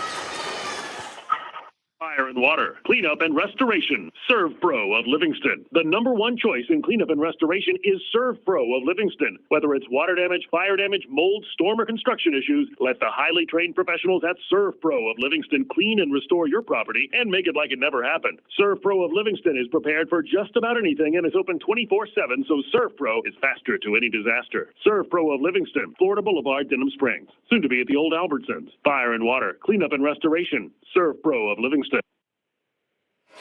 As we welcome back in, Yellow Jackets basketball. It is coming to you live on Family Radio 91.9 FM. It is on the web at johnfineproductions.com and streaming live on YouTube at DS Jacket Vision. That is at DS Jacket Vision, all one word. Again, as always, please give it a like and subscribe. And it is great to have you along with us here with 5:40 left in the third. 47-30, Yellow Jackets with the lead. Yellow Jackets now moving on their side of the court. Will be Williams, gets it over to Dorsey. Dorsey at the top now over to Gayron. Gayron loses it at the free throw line. It is stolen by Lancelin, who takes it all the way and puts it up and in for an easy layup. 47-32. Yellow Jackets with the lead.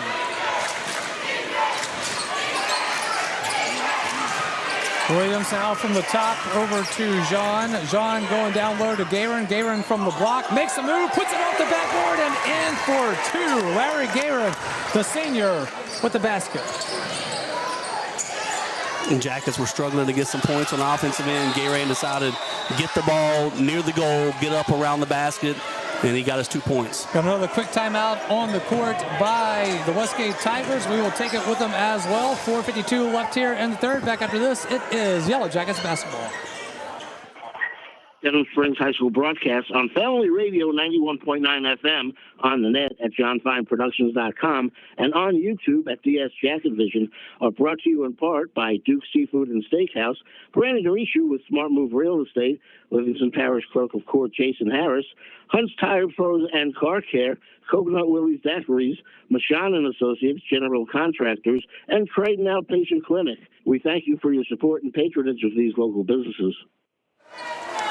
As we welcome back in to Yellow Jackets basketball, it is a timeout on the court by Westgate, and it will be an inbound by Westgate that gets it to Lancelin.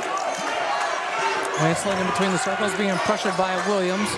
Williams now over to Mitchell, who has checked in for Westgate.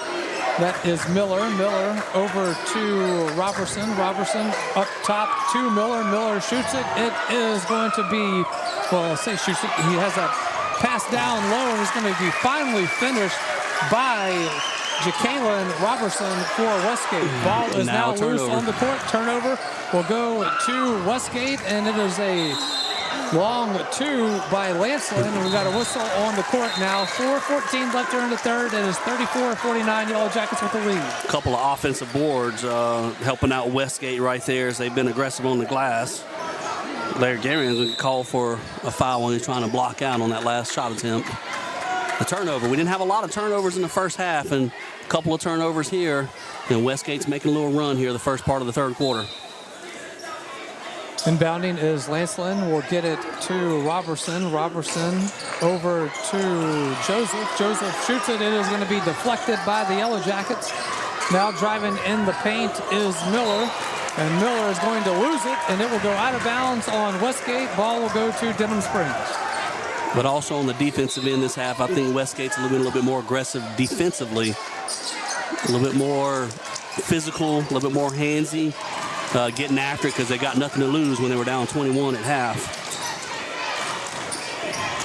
Yellow Jackets now, it will be Gayron driving into the paint, and he is going to be... He was fouled. Yeah, he was fouled. So yeah, they call a block, so he will go to the defender wasn't trying to take a charge. He got in the way, and Brock Mitchell, another freshman for Westgate, picked up the foul. Larry Gavin will go to the free throw line for 2. First one is off the back iron, no good. A little too strong right there by Larry Gavin.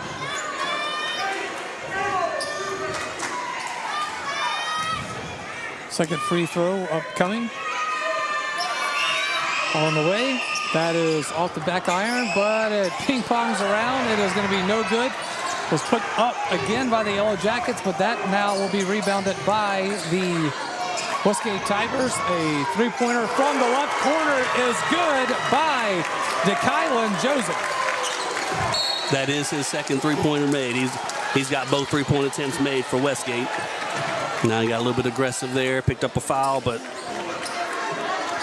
Jackets had a chance to get a couple points on the free throw line and went 0 for 2. Dorsey will inbound it from underneath the basket, gets it in to Sean. Sean driving up the court. Williams chasing down the loose ball, puts it up off the backboard and in for 2 and is fouled. 3-point play coming up for the Yellow Jackets. Much needed bucket right there for the Jackets. Stemless tide right now, the momentum that Westgate has. The chance to add to it at the free throw line. 51-37, Yellow Jackets with the lead. Williams going for the three-point play. Here it is, and it is in. Free throw is good, and it is 52-37, Yellow Jackets with the lead.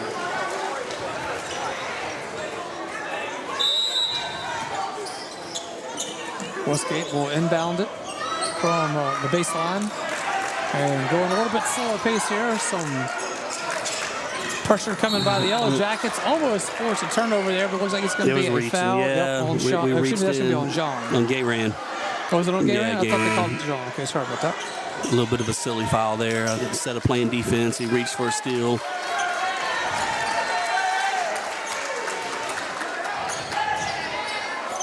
.321 left here in the third. 52-37. Yellow Jackets leading over the Tigers of Westgate.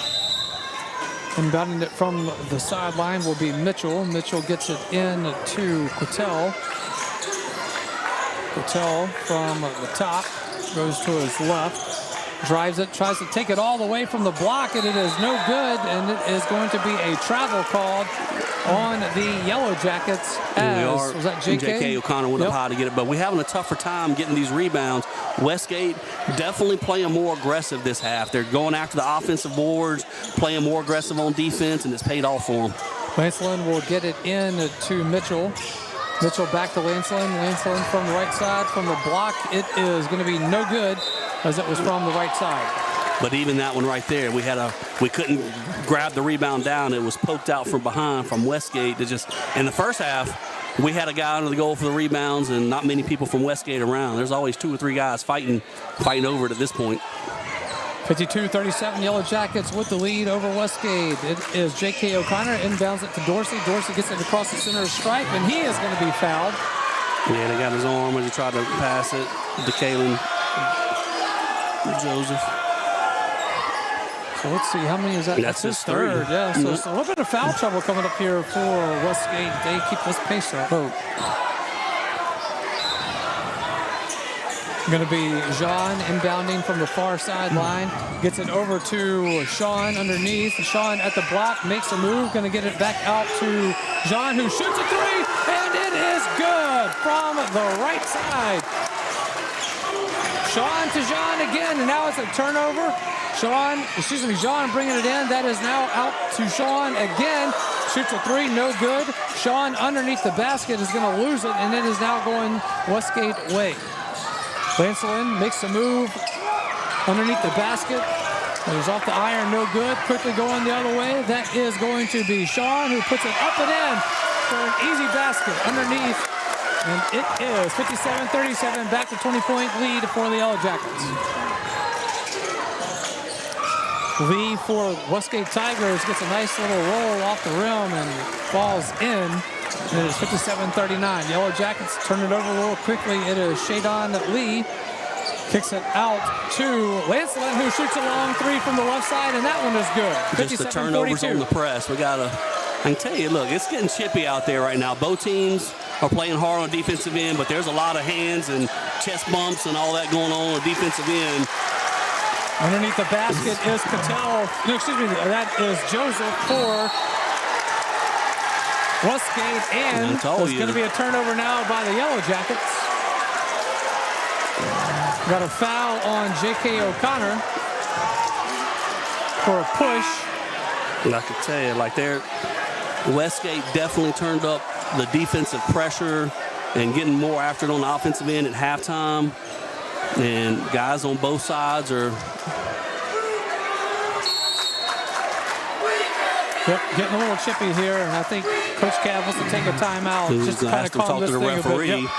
All right, so we're going to take a timeout with them as well. Minute 36 left here in the third. It is Denham Springs 57, Westgate 44. Back after this, it is Yellow Jackets basketball.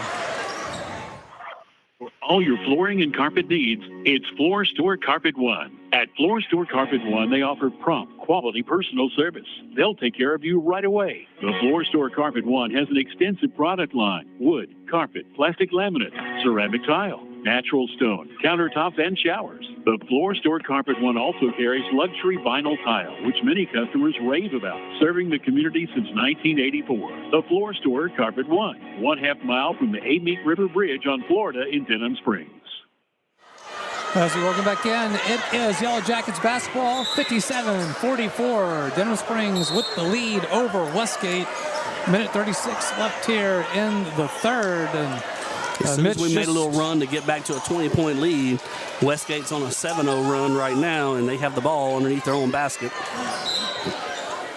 All right, timeout called right there by Denham Springs to kind of give Coach Cav an opportunity to talk to the officials. And now underneath the basket is Brock Mitchell going up, and he's going to be fouled. That foul's going to be on John Goldman. Well, the referee that called it says it's on the floor because he pump fake and never went up, and John landed on his back.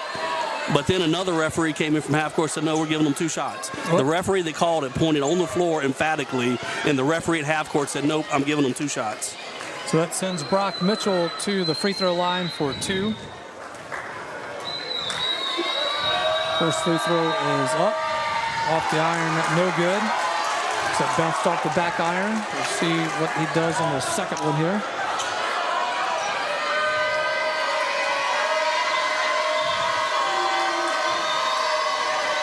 Second free throw is up. It is nothing but the bottom of the net, and it is 57-45. Yellow Jackets now with the lead, and let's see, checking in. And I'm just telling you, after every rebound and every defense, there's a lot of pushing and shoving going on out there on the court right now. Both sides. Oh, it's going to be a long pass out of bounds in the corner down here, and almost taking out some of the spectators and cheerleaders, but going to stay with Westgate.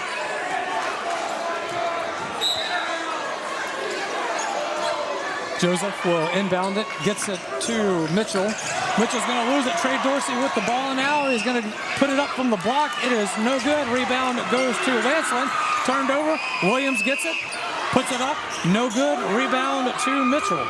Mitchell trying to clear it out now. Gets it to Lee.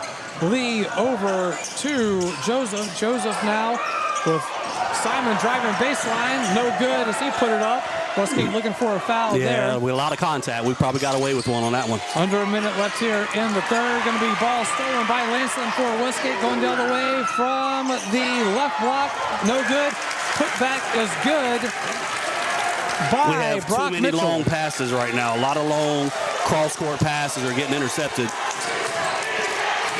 Crowd coming alive here. Going to be an easy put in underneath the basket by Jeremy Williams.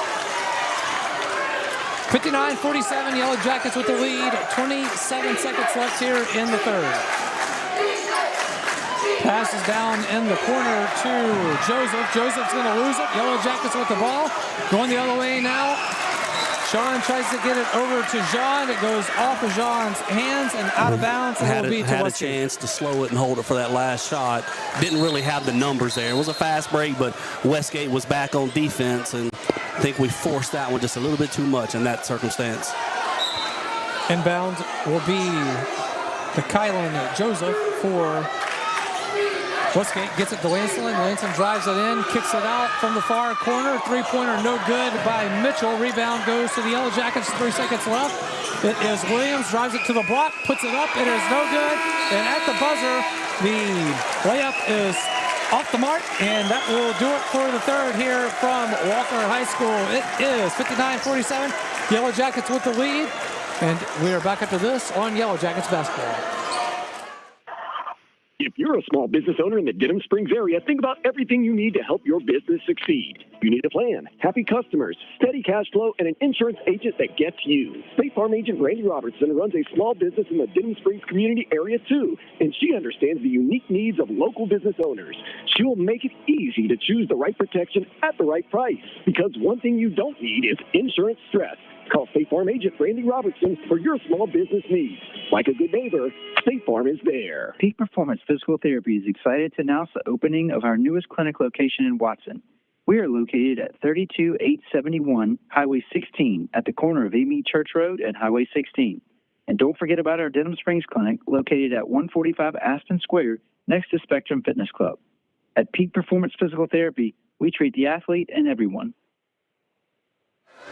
Welcome back in. Yellow Jackets basketball, Family Radio 91.9 FM on the web at johnfineproductions.com. Streaming live on YouTube at DS Jacket Vision. Please hit that like and subscribe button for us. Great to have you along with us here for regional round action from Walker High School. Josh Ward alongside Mitch Covington, Jake Williamson, Darren Fuente, John Fine, Lamine Figueroa back at the studio.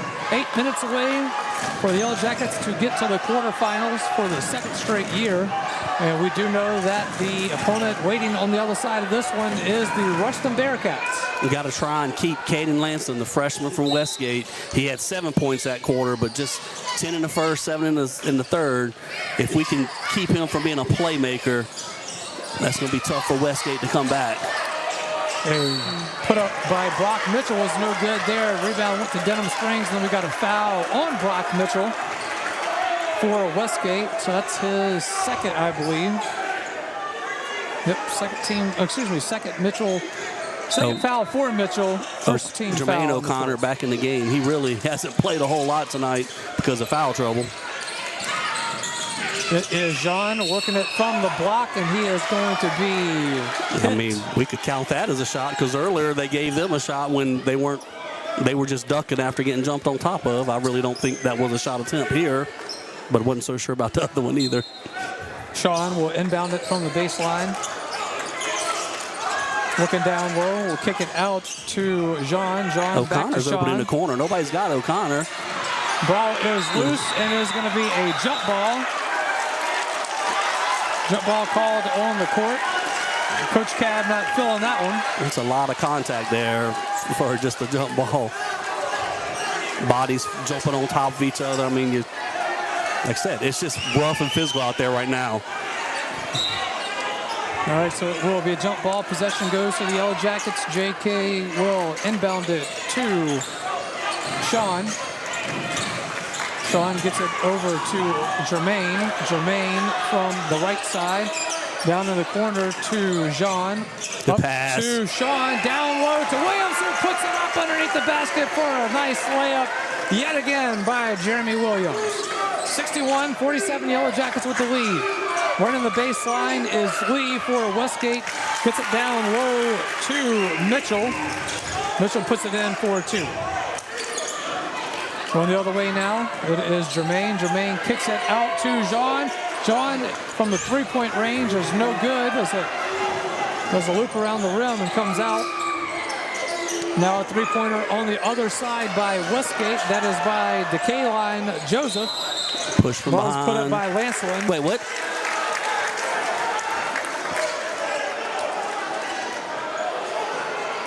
I was watching the box out. I didn't well, see they called that it on was John. Called him the shot.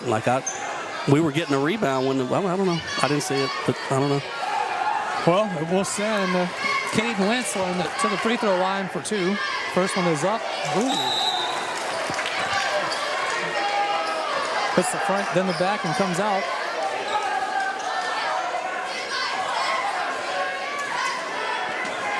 Second free throw upcoming for the freshman, Cade Lancelin.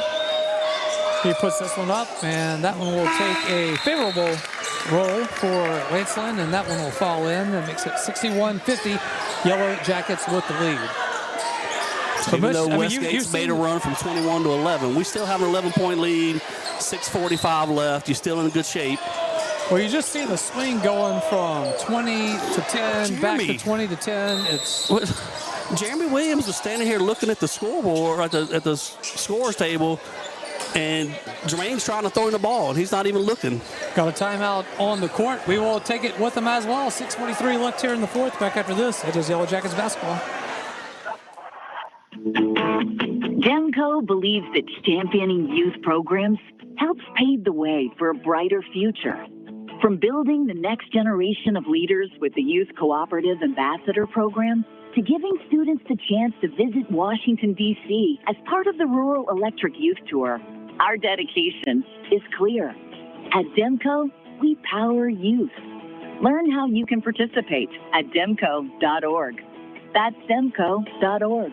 Personal injury? Boyer, Hebert, and Angel. Auto accidents? Boyer, Hebert, and Angel. Workers' compensation? Boyer, Hebert, and Angel. One law firm can handle all of your legal needs, and you don't have to fight big city traffic to find them. Mark Boyer, Dominic Amato, Lucas Schenk, and Allison Costanza have a team of 12 attorneys ready to assist you. The lawyers at Boyer, Hebert, and Angel have invaluable experience that allows them to provide expert legal counsel that's professional, prompt, and productive. Small-town values, big city results. Boyer, Hebert, and Angel. As we welcome back in Yellow Jackets basketball after the timeout on the court. It is 61-50. I think a few of us were distracted. I was one of them, but someone ran out of the stands from the Westgate side and ran over to the assistant coach on the bench and grabbed him and was knelt down next to him. So it was a little that might have been what Jeremy was looking at. But yeah. Yellow Jackets going quickly the other way. Jeremy Williams puts it up on the nice pass from Sean Goldman. I think it was Sean. One of the Goldmans for sure. Yes, that we do know. 63-50, Yellow Jackets with the lead. 6:21 left here. Whistle on the court is going to be on J.K. O'Connor. That's his third. It was good to get that fast break layup right there. 11 points was cut the lead in half that we had at halftime there, but 2 points right there goes a long way. 13-point lead now for the Yellow Jackets. It is Miller working it. Takes a elbow shooter from the left side. No good, but he is fouled. We got a foul on the court. Let's see, that's going to be... It's Will Jean. I believe that's his first. They're saying this third. On the... Okay.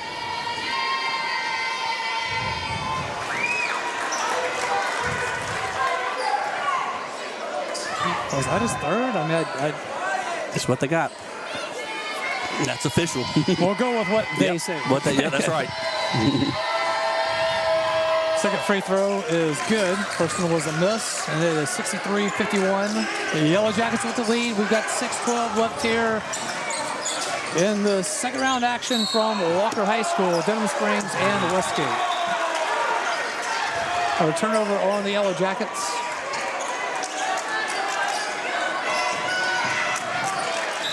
We'll give it to Westgate. It'll be Quattel to inbound it from the far side. Just waste the possession right there. We need to get some shots up, not have turnovers. Quattel will look to get it inbounds to Lanceland. He does, and Lanceland will bring it up the court. Being pressured by Jeremy Williams now is Lanceland. Makes a move, gets past Williams. Now at the top from the free throw line, has to pick up his dribble, gets it over to Quattel. Quattel from the left side. Quattel now looking left, now goes to his right, up to his left. Gets it over to Miller. Jeremy Williams with a great defensive possession right there. And we got an intentional foul. He called a kick. Yeah, he said intentional.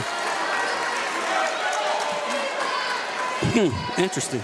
Yep. But look, Jeremy Williams, first he did a great job denying the ball when Quattel had it, and then he came off a help and deflected it and got the steal. But yeah, they called that an intentional with a kick. Yep, sure did. All right, that will put Jeremy Williams at the line for two. after the intentional call. We're going to get two in the ball. It's a big chance to try and extend that lead a little bit again. Jeremy Williams, first free throw. Off the rim, no good.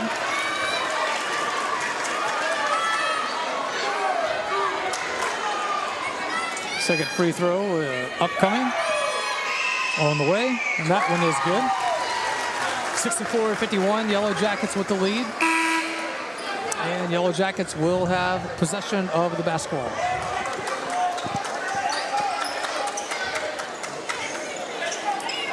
It's going to be Jermaine to inbound it from the baseline. Gets it to JK.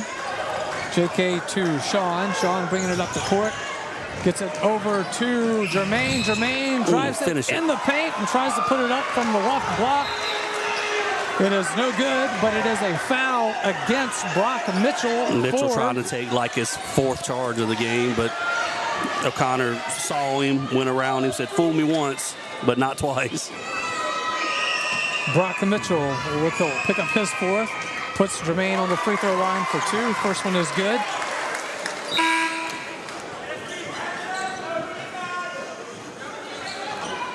Shadon Lee checking in for Brock Mitchell. Again, Mitchell with that fourth pickup foul right there will go to the bench. Jermaine's second free throw will also be good, and it is 66-51. The Yellow Jackets with the lead. Yellow Jackets putting the press on there, but Westgate able to break through it. It is Lee. Lee gets it up top to Lancelin. Takes the pass to his left, now goes to his right, being pressured. Now does have to go to his left to Miller. Miller back up top to Lancelin. Lancelin now back over to the left. You know, you mentioned that Westgate was able to break our full court pressure, but if they break it and yet we still hustle back and get set on defense and don't give up a fast break layup, it's still good. It speeds them up. It gets them out of their routine. And then eventually as we set up on defense, we force that turnover right there. So great hustle on the defensive end by the Yellow Jackets. Yellow Jackets will inbound it after the turnover right there on Westgate as Miller throws it out of bounds. Going down low to Jeremy. Jeremy kicks it up top to Jermaine. Jermaine out to JK from three-point range is no good off the back iron. Rebound goes to Jeremy Williams, and he spins around and loses it. Picks it up is Lee for Westgate, taking it all the way from the left block. Puts it up. It is no good. Put back is no good, but he is fouled. He'll go to the free throw line for two. It's going to be the fourth on JK. JK O'Connor picked up his fourth, but just where they weren't getting any second chance opportunities in the first half, Westgate has got a lot of guys getting after the offensive rebounds, and that's helped them out cutting to this lead in the second half. But if they'll keep missing those free throws, that's good for the Yellow Jackets. Yep, Shadon Lee. First one is no good.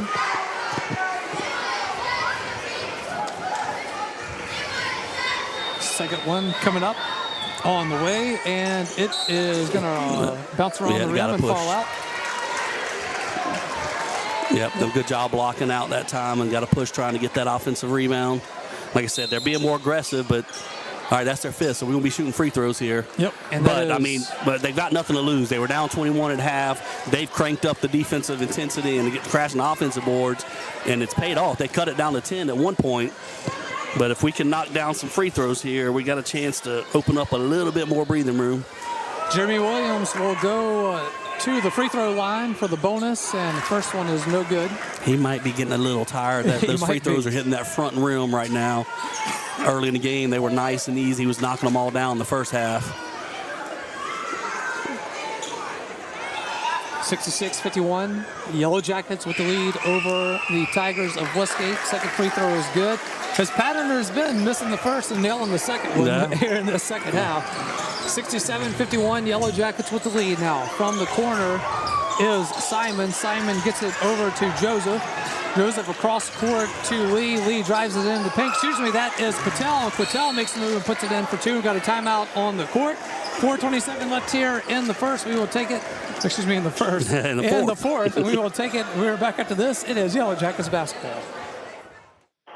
Denham Springs High School broadcasts on Family Radio 91.9 FM, on the net at johnfineproductions.com, and on YouTube at DS Jacket Vision are brought to you in part by Cypress Pharmacy, the Bee's Knees Children's Boutique, Sport Clips, Forest Grove Plantation, Modad 1 Individual Sewage Treatment System, Denham Springs KOA on Vincent Road, and L. King Company. We thank you for your support and patronage of these local businesses. No pain, no gain might apply to football, but not your teeth. If you have toothache pain, gain relief with Dr. Michael Sharola. Emergencies are seen the same day. Dr. Sharola and his staff treat all phases of dentistry, including Zoom whitening procedures.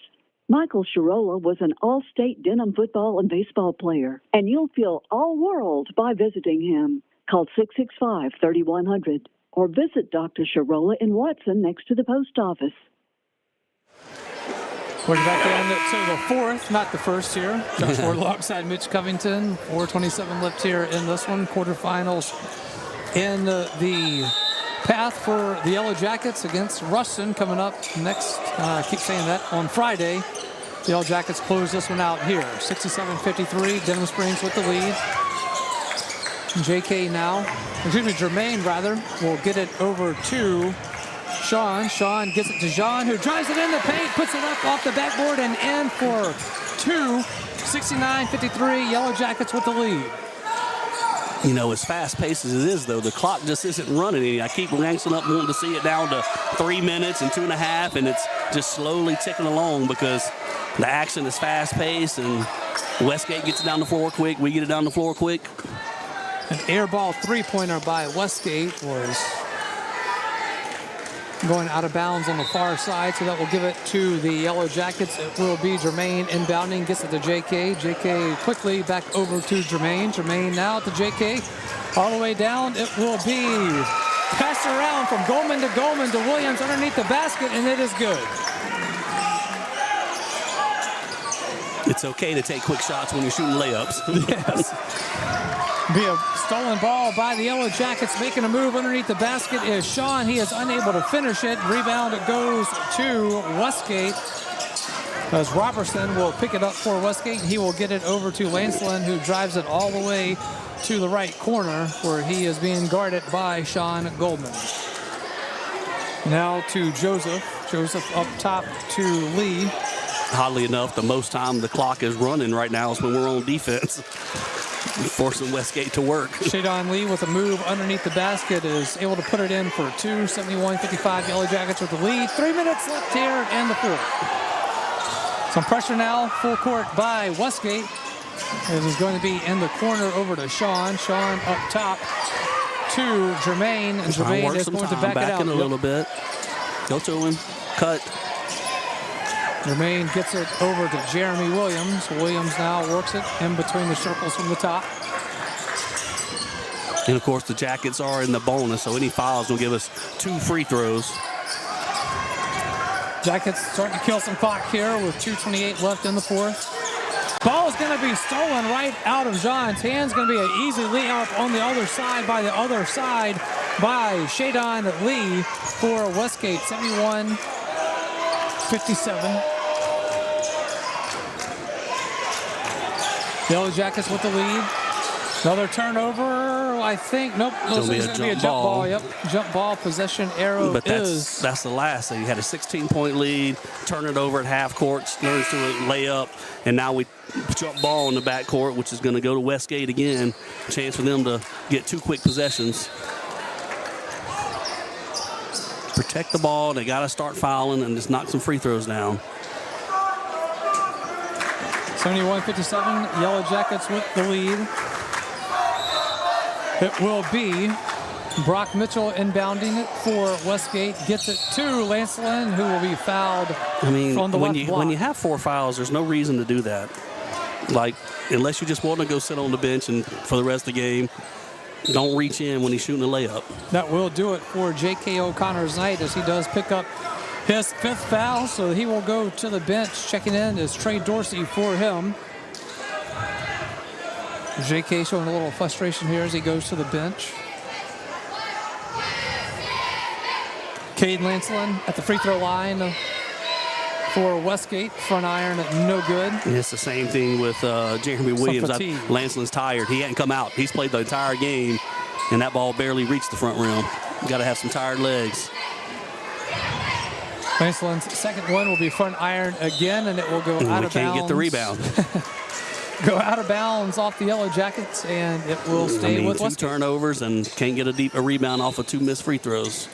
71-57, 2 minutes left here in the fourth. From the top is Quattel. Free throw line jumper is off the mark, no good.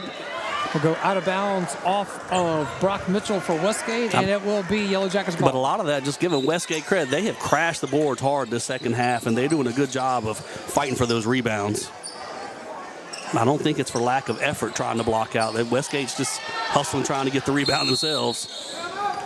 Got a timeout called on the court. Coach Kevin Cab will take it. We will take it with him as well, and we will be back after this on Yellow Jackets basketball.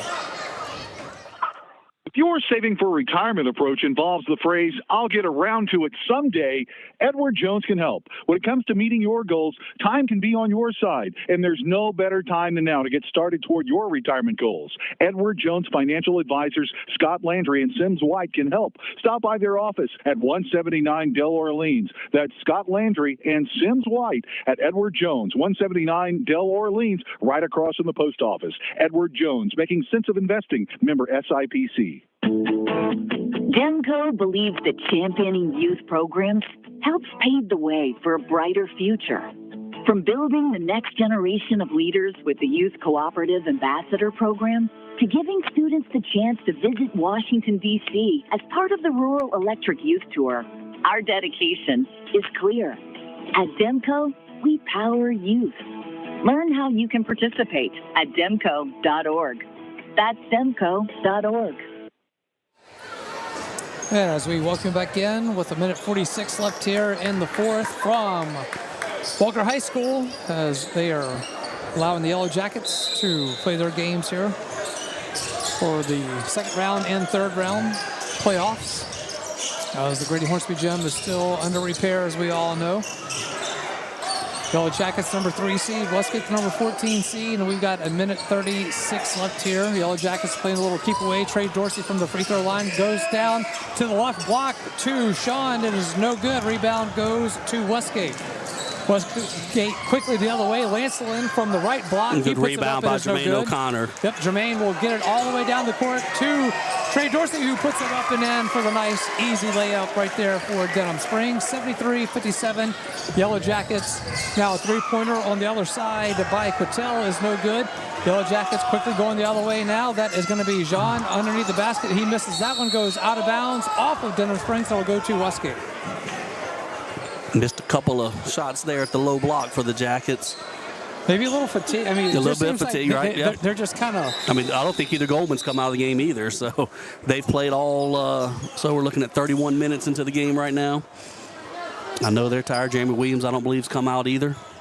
We got a whistle on the court. Looks like they were saying something to the bench. They need to got some water, something on the floor. They're going to get wiped up. But so now we're at 16-point lead with 1:02 left. And I think Westgate may have been close to backing off to not foul right there. So if we just back it out, we can kind of hold it and get out of here. Reminder, this Friday. Oh, sorry, go ahead. They might pressure the ball a little bit. I didn't think they were looking to foul us there that last time we had it. Go ahead. All right, just going to say, just a reminder that this Friday it will be Yellow Jackets and Ruston.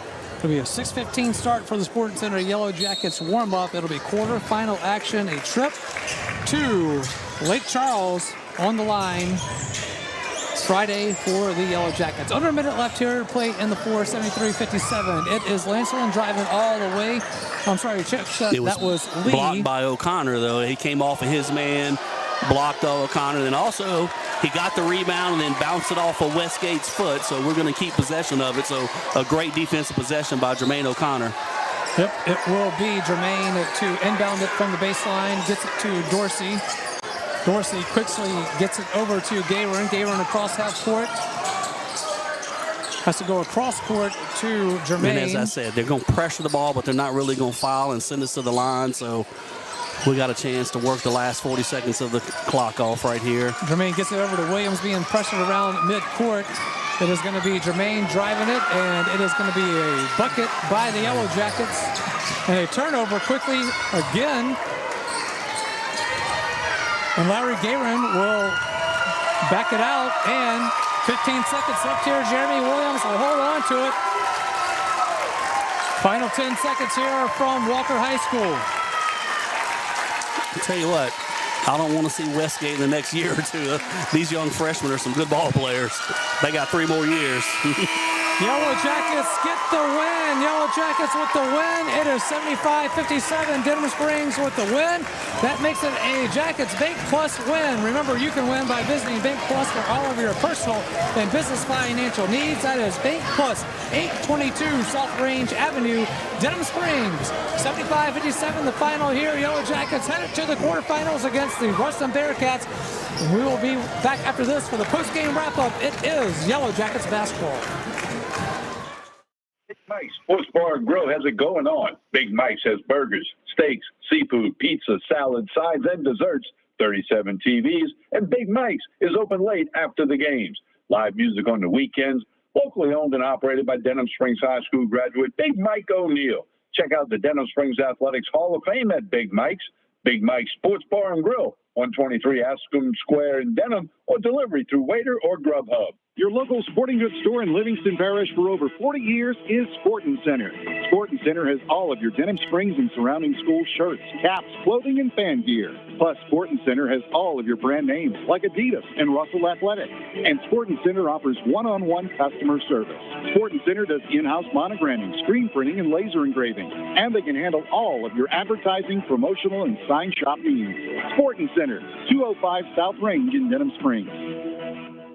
Personal injury? Boyer, Abear, and Angel. Auto accidents? Boyer, Abear, and Angel. Workers' compensation? Boyer, Abear, and Angel. One law firm can handle all of your legal needs, and you don't have to fight big city traffic to find them. Mark Boyer, Dominic Amano, Lucas Schenk, and Allison Costanza have a team of 12 attorneys ready to assist you. The lawyers at Boyer, Abear, and Angel have invaluable experience that allows them to provide expert legal counsel that's professional, prompt, and productive. Small town values, big city results. Boyer, Abear, and Angel. Bank Plus makes it easier to bank. With extended drive-through hours plus 24/7 online and mobile banking, we're here when you need us. Lost your debit card? Get a new one instantly at any Bank Plus location. No waiting for the mail. And interactive teller machines offer drive-up personal service 7 a.m. to 7 p.m. Monday through Friday and 9 a.m. to 1 p.m. Saturdays. Your bank, your plus. Learn more at bankplus.net. Member FDIC. Welcome back in. It is the post-game wrap-up here from Walker High School as the Yellow Jackets are 75-57 winners over the Westgate Tigers. Josh Ward alongside Mitch Covington. All right, so that puts the Yellow Jackets now 28-3 overall in their season. That ends the season for Westgate at 13-10 overall. So really impressed by Westgate coming in here. They put up a good fight. They got chippy at times. They showed some. And when I say it got chippy, I think I mentioned that. Like, it was just they had to turn up the aggressiveness. Yes. They were down 21. They got after it, and they did what they had to do. They cut it down to 10 from a 21-point lead down to 10. They never got to single digits, but they did that by being aggressive, and they had to take more chances. And the Jackets were able to hold the ground even when it got us somewhat close at 10 points. We pushed it back up to where we needed to, and maybe some of that experience of being in the playoffs in the past. A lot of players with that 2 years of experience and sometimes more with the Yellow Jackets being varsity players really paid off here. Look, it was the second and fourth quarters. Maybe the pace of it, we maybe were a little bit deeper. They had good quarters in the first and third, but we dominated both the second and the fourth quarter, and I think that had to do with the pace of the game. We rotating 8 players deep. They really, and some rotated in, but didn't make as much as a difference as our guys that came off the bench. And so that pace, even though they hung with us in the first and third, it got to them in the second and fourth, the back half of both of those halves. So that style of basketball, and if you've got 8, 9 players that can help come off the the bench for the Yellow Jackets like that, that's a big deal. Yeah, and you talk about the towards the end of that game, we were talking about how the fatigue was starting to set in on both sides. And, I mean, this is a game. I'm tired of watching them run up and down the court from sitting up here. I mean, both Goldmans had their hands over their heads at time. Really, the time at the end of the first half, and then some of the second half. Jeremy Williams played hard. He played most of the game. A couple of guys for Westgate going hard, and those free throws were starting to hit that front rim instead of going comfortably into the net like they were earlier in the game. But that's just part of it. And then when you're going to play that style of basketball, you've got to have depth, and the Jackets had more depth than Westgate had. Absolutely, and just a well-played game by the Yellow Jackets as well. You see what they can do, and what always impresses me every time we see them is just their ball handling skills and how they're so unselfish with the ball and giving it up to each other and seeing the open guy and getting it over to him. You know, some teams, I think Coach Tony Sterling had actually said that, just the unselfishness of these players, that they like to move the ball around and get everybody involved. And the more and more games that I've seen here, you get more impressed with it, and more impressed with the passes that some of these kids are able to make. And it's not just one or two guys. You know, old guy like me, when I played, there were guards and forwards and centers, and two guys handle the ball and maybe one other pass. And you big guys go stand under the goal and just rebound and shoot the ball. Rebounds, putbacks. Out here, we got 5 guards. I mean, it's 5, every one of them. And the guys we bring off the bench, it's 8 or 9 guys that can handle the basketball. Any one of them can beat the press. Any one of them can run the point on a fast break and handle the ball. And all, like I said, 8 guys, 9 guys that we use in the rotation. Every one of them can come out and help beat a press. Every one of them can dribble and pass and dish and find the open man. And as you said, a lot of great looks that we get, a lot of layups at the goal because someone out at the three-point line those are a long bounce pass underneath or finds the open man under the goal. So it's impressive to have to see, and it's it's an advantage to have when everybody that touches the ball is a threat, either A, shooting from the outside, or B, driving and dishing and finding the open man.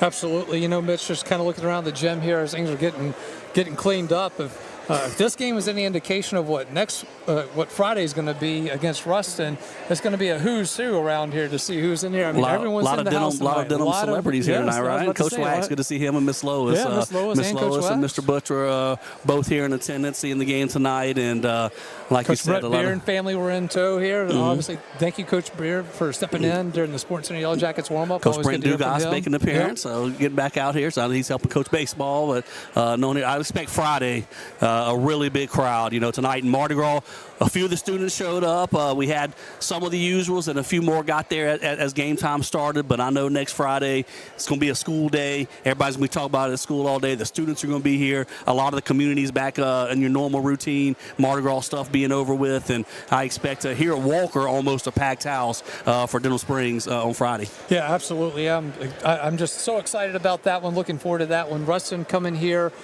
to face Denham Springs with that trip to Lake Charles on the line. And we mentioned earlier in the Sports Center Yellow Jackets warm-up just how the Yellow Jackets came up just a little bit short with that one.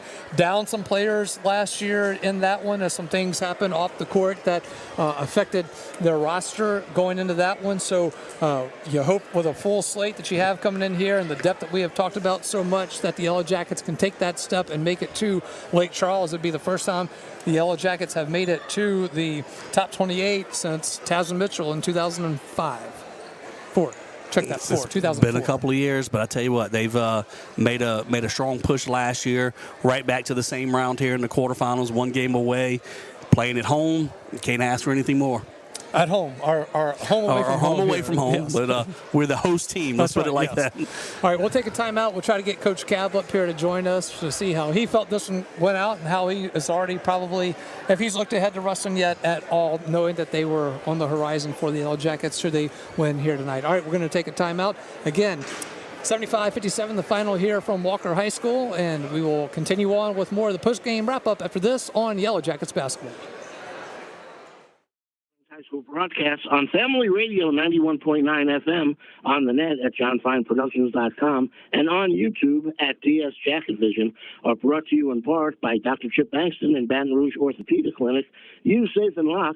Safe Voyage Tattoo, David Azar Shelter Insurance Company, Liberty Auto Sales, the Law Office of Ivy Graham, 5 Star Printing, now located next to Big Mike's, and Sport Clips. We thank you for your support and patronage of these local businesses.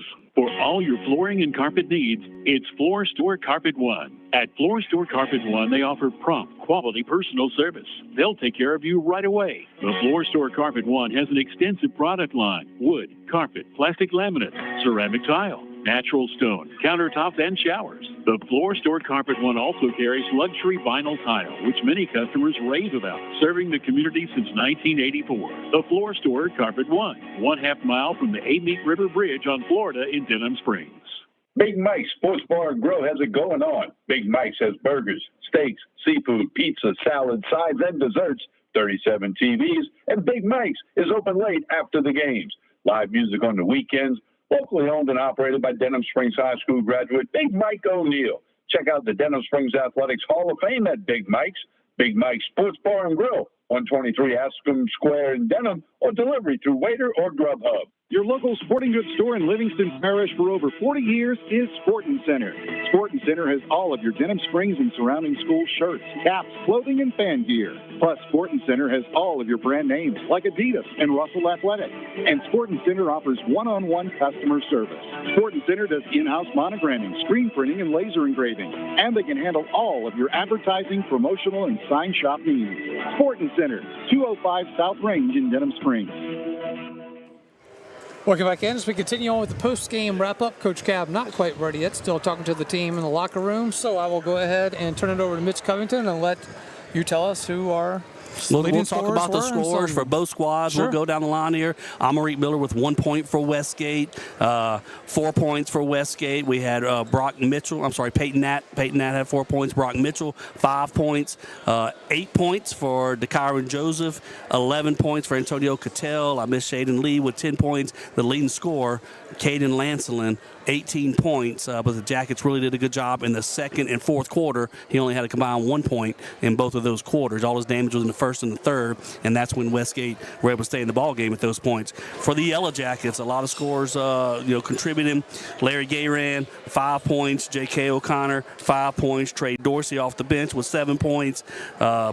Sean Goldman with 11 points. Sean Goldman had 15. I missed Jermaine O'Connor, who had 6, but then our leading scorer of the night, if you were watching, you would have noticed it, but Jeremy Williams, 26 points. So your junior Jeremy Williams did a great job tonight knocking down free throws, hit a three-pointer early in the game, a lot of two-point buckets, helping to stem the tide right there. So very balanced effort from the Jackets, 3 players in double digits, and then several players off the bench coming in and contributing as well. All right, instead of taking a timeout, we'll just let him slide in here real quick. He's quick. He's quick like that for a coach after, he was up here before we even knew it. So we get Coach Cab set up here on the mic.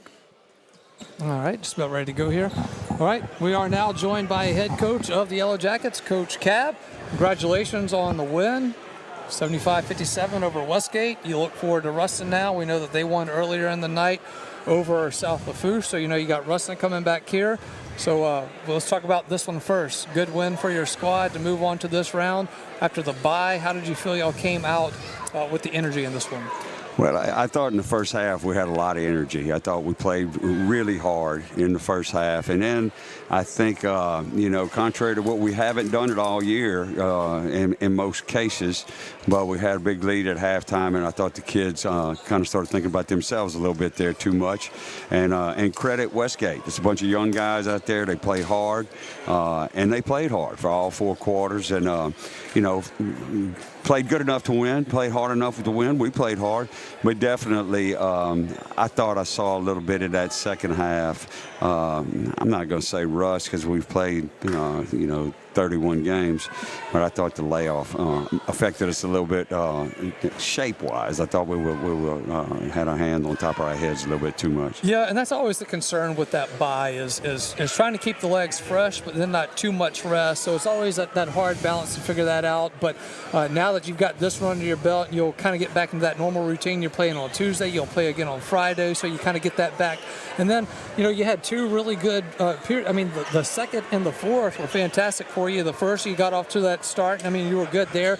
The third just kind of got a little flat for a minute, but then after that, the fourth, you turned it back on. But again, credit to Westgate. This is a team that's going to be dangerous. I mean, they started 3 freshmen tonight. I mean, that's scary. And they've won 9 out of their last 11. I mean, they beat Santa Monica to get here. But, and I've been saying it all year, the strength of our team is the weakness of our team. I mean, we can get going in transition, but, and I've made the mention on here before, it's like yelling whoa at a horse race. I mean, we don't, we turn this thing over. I mean, when you get it up to about 15, and the next thing you know, it's 8. And it's been like that all year. But, I mean, the guys have had a great year, and it's a special team, and I know they're looking forward to Friday night. Absolutely. Have you got an opportunity during the time to look at the bracket? Obviously, you knew that Ruston could possibly be on the horizon. Have you done any early scouting on them to know kind of what to expect as you have this turnaround to play them on Friday night?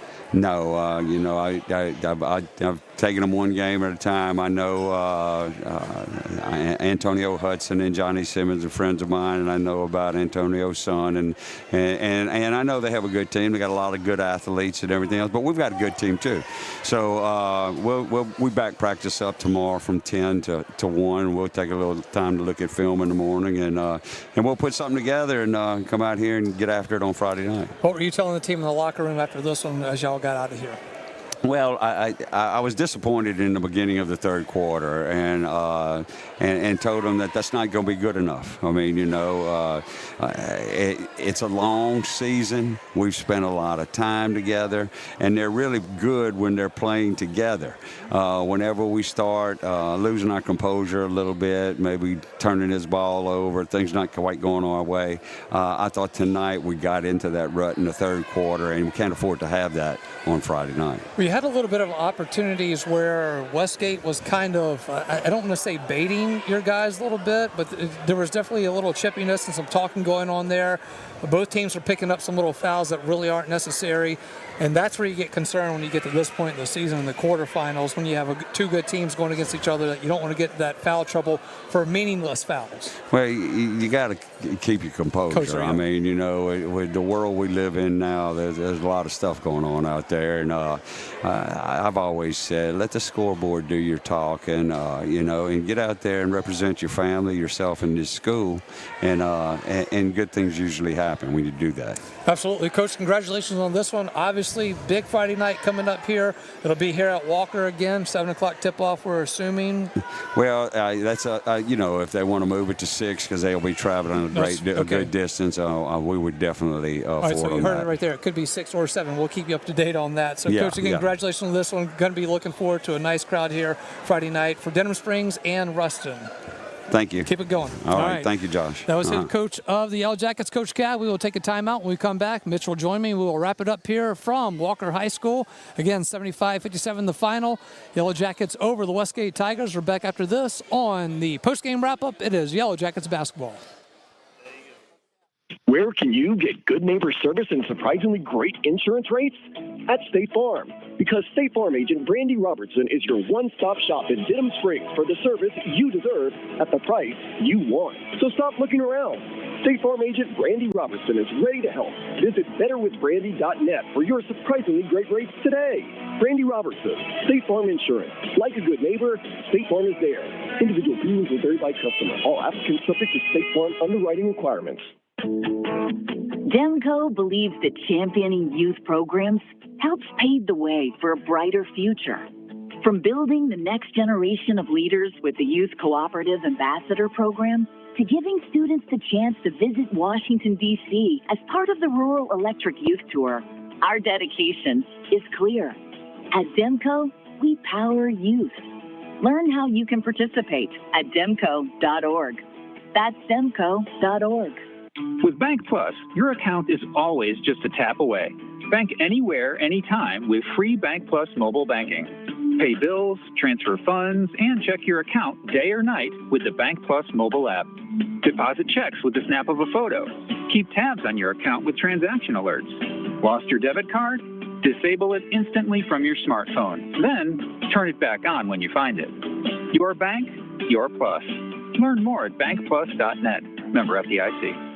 Denham Springs High School broadcast on Family Radio 91.9 FM, on the net at johnfineproductions.com, and on YouTube at DS Jacket Vision are brought to you in part by Duke Seafood and Steakhouse, Brandon Orishu with Smart Move Real Estate, Livingston Parish Clerk of Court Jason Harris, Hunt's Tire Pros and Car Care, Coconut Willie's Daiquiris, Mashan and Associates, General Contractors, and Creighton Outpatient Clinic. We thank you for your support and patronage of these local businesses. As we welcome back in to the post-game wrap-up here, 75-57, the final, Denham Springs over Westgate. Now it is on to the quarterfinals. The Ruston Bearcats coming in to Denham Springs at Walker High School, but it will be Yellow Jackets, the home team, against the Bearcats. So, Mitch, you've worked all the season to get to this point, to be into the quarterfinals with an opportunity to go to Lake Charles, and now it's in front of you. You have what probably would be a good thing to say a quick turnaround, because you've got 2 days to get ready for this one, so there's no time to sit around and think on this or that. You got to do some scouting, watch some film, get out there and put something in, put your game plan together, and get back at it. So it's good to not have that layoff, I think. Yeah, you had the layoff that you needed to get you ready for the postseason run. So the guys are rested now, even with a very up-paced game tonight, fast tempo.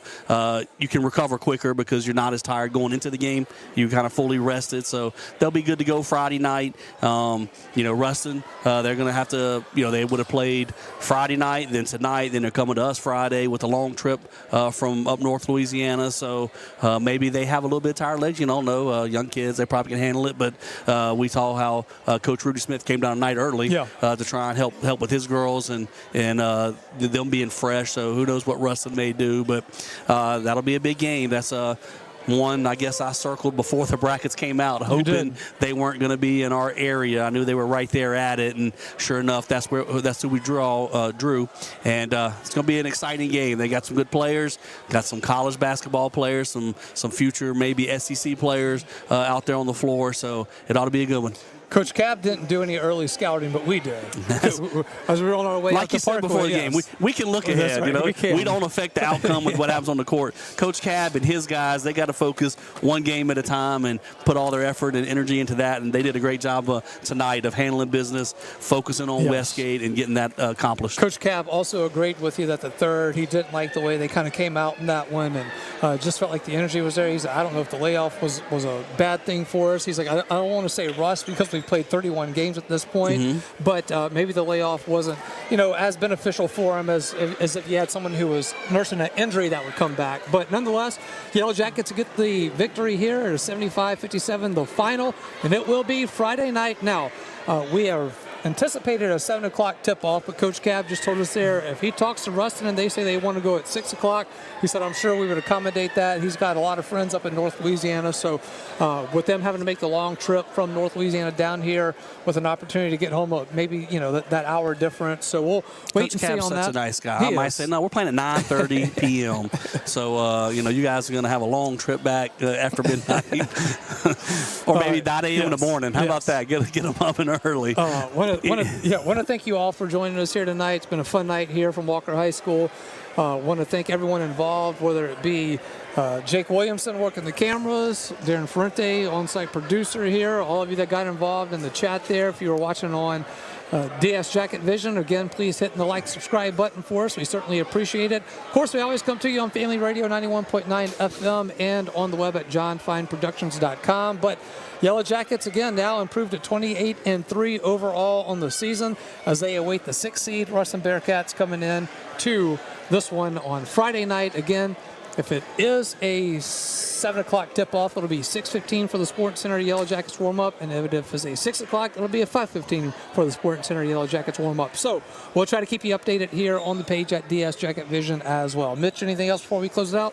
Nope. You talk about being festive all day long. Well, the Jackets winning keep me festive, and not having to get up for school tomorrow morning, another reason to be festive. And you have to wear the necklace on Friday. Next week. Yes. Going with the necklace and going with the flower pencil. And the flower pencil, yes. All right. Undefeated. All right, that's going to do it for us here, for everyone involved. Thank you so much for Lamine Figueroa back at the studio. Thanks for all your hard work as well. Again, 75-57, the final here from Walker High School. So for Jake Williamson, for Mitch Covington, for Darren Ferrante, for John Fine, I'm Josh Ward saying good night, everybody. listening to Denham Springs High School basketball broadcast on Family Radio 91.9 FM Baton Rouge. On the net at johnfineproductions.com. And on YouTube, please subscribe at DS Jacket Vision. Josh Ward on play-by-play with Mitch Covington on color commentary. Denham Springs High School basketball broadcasts are a John Fine production.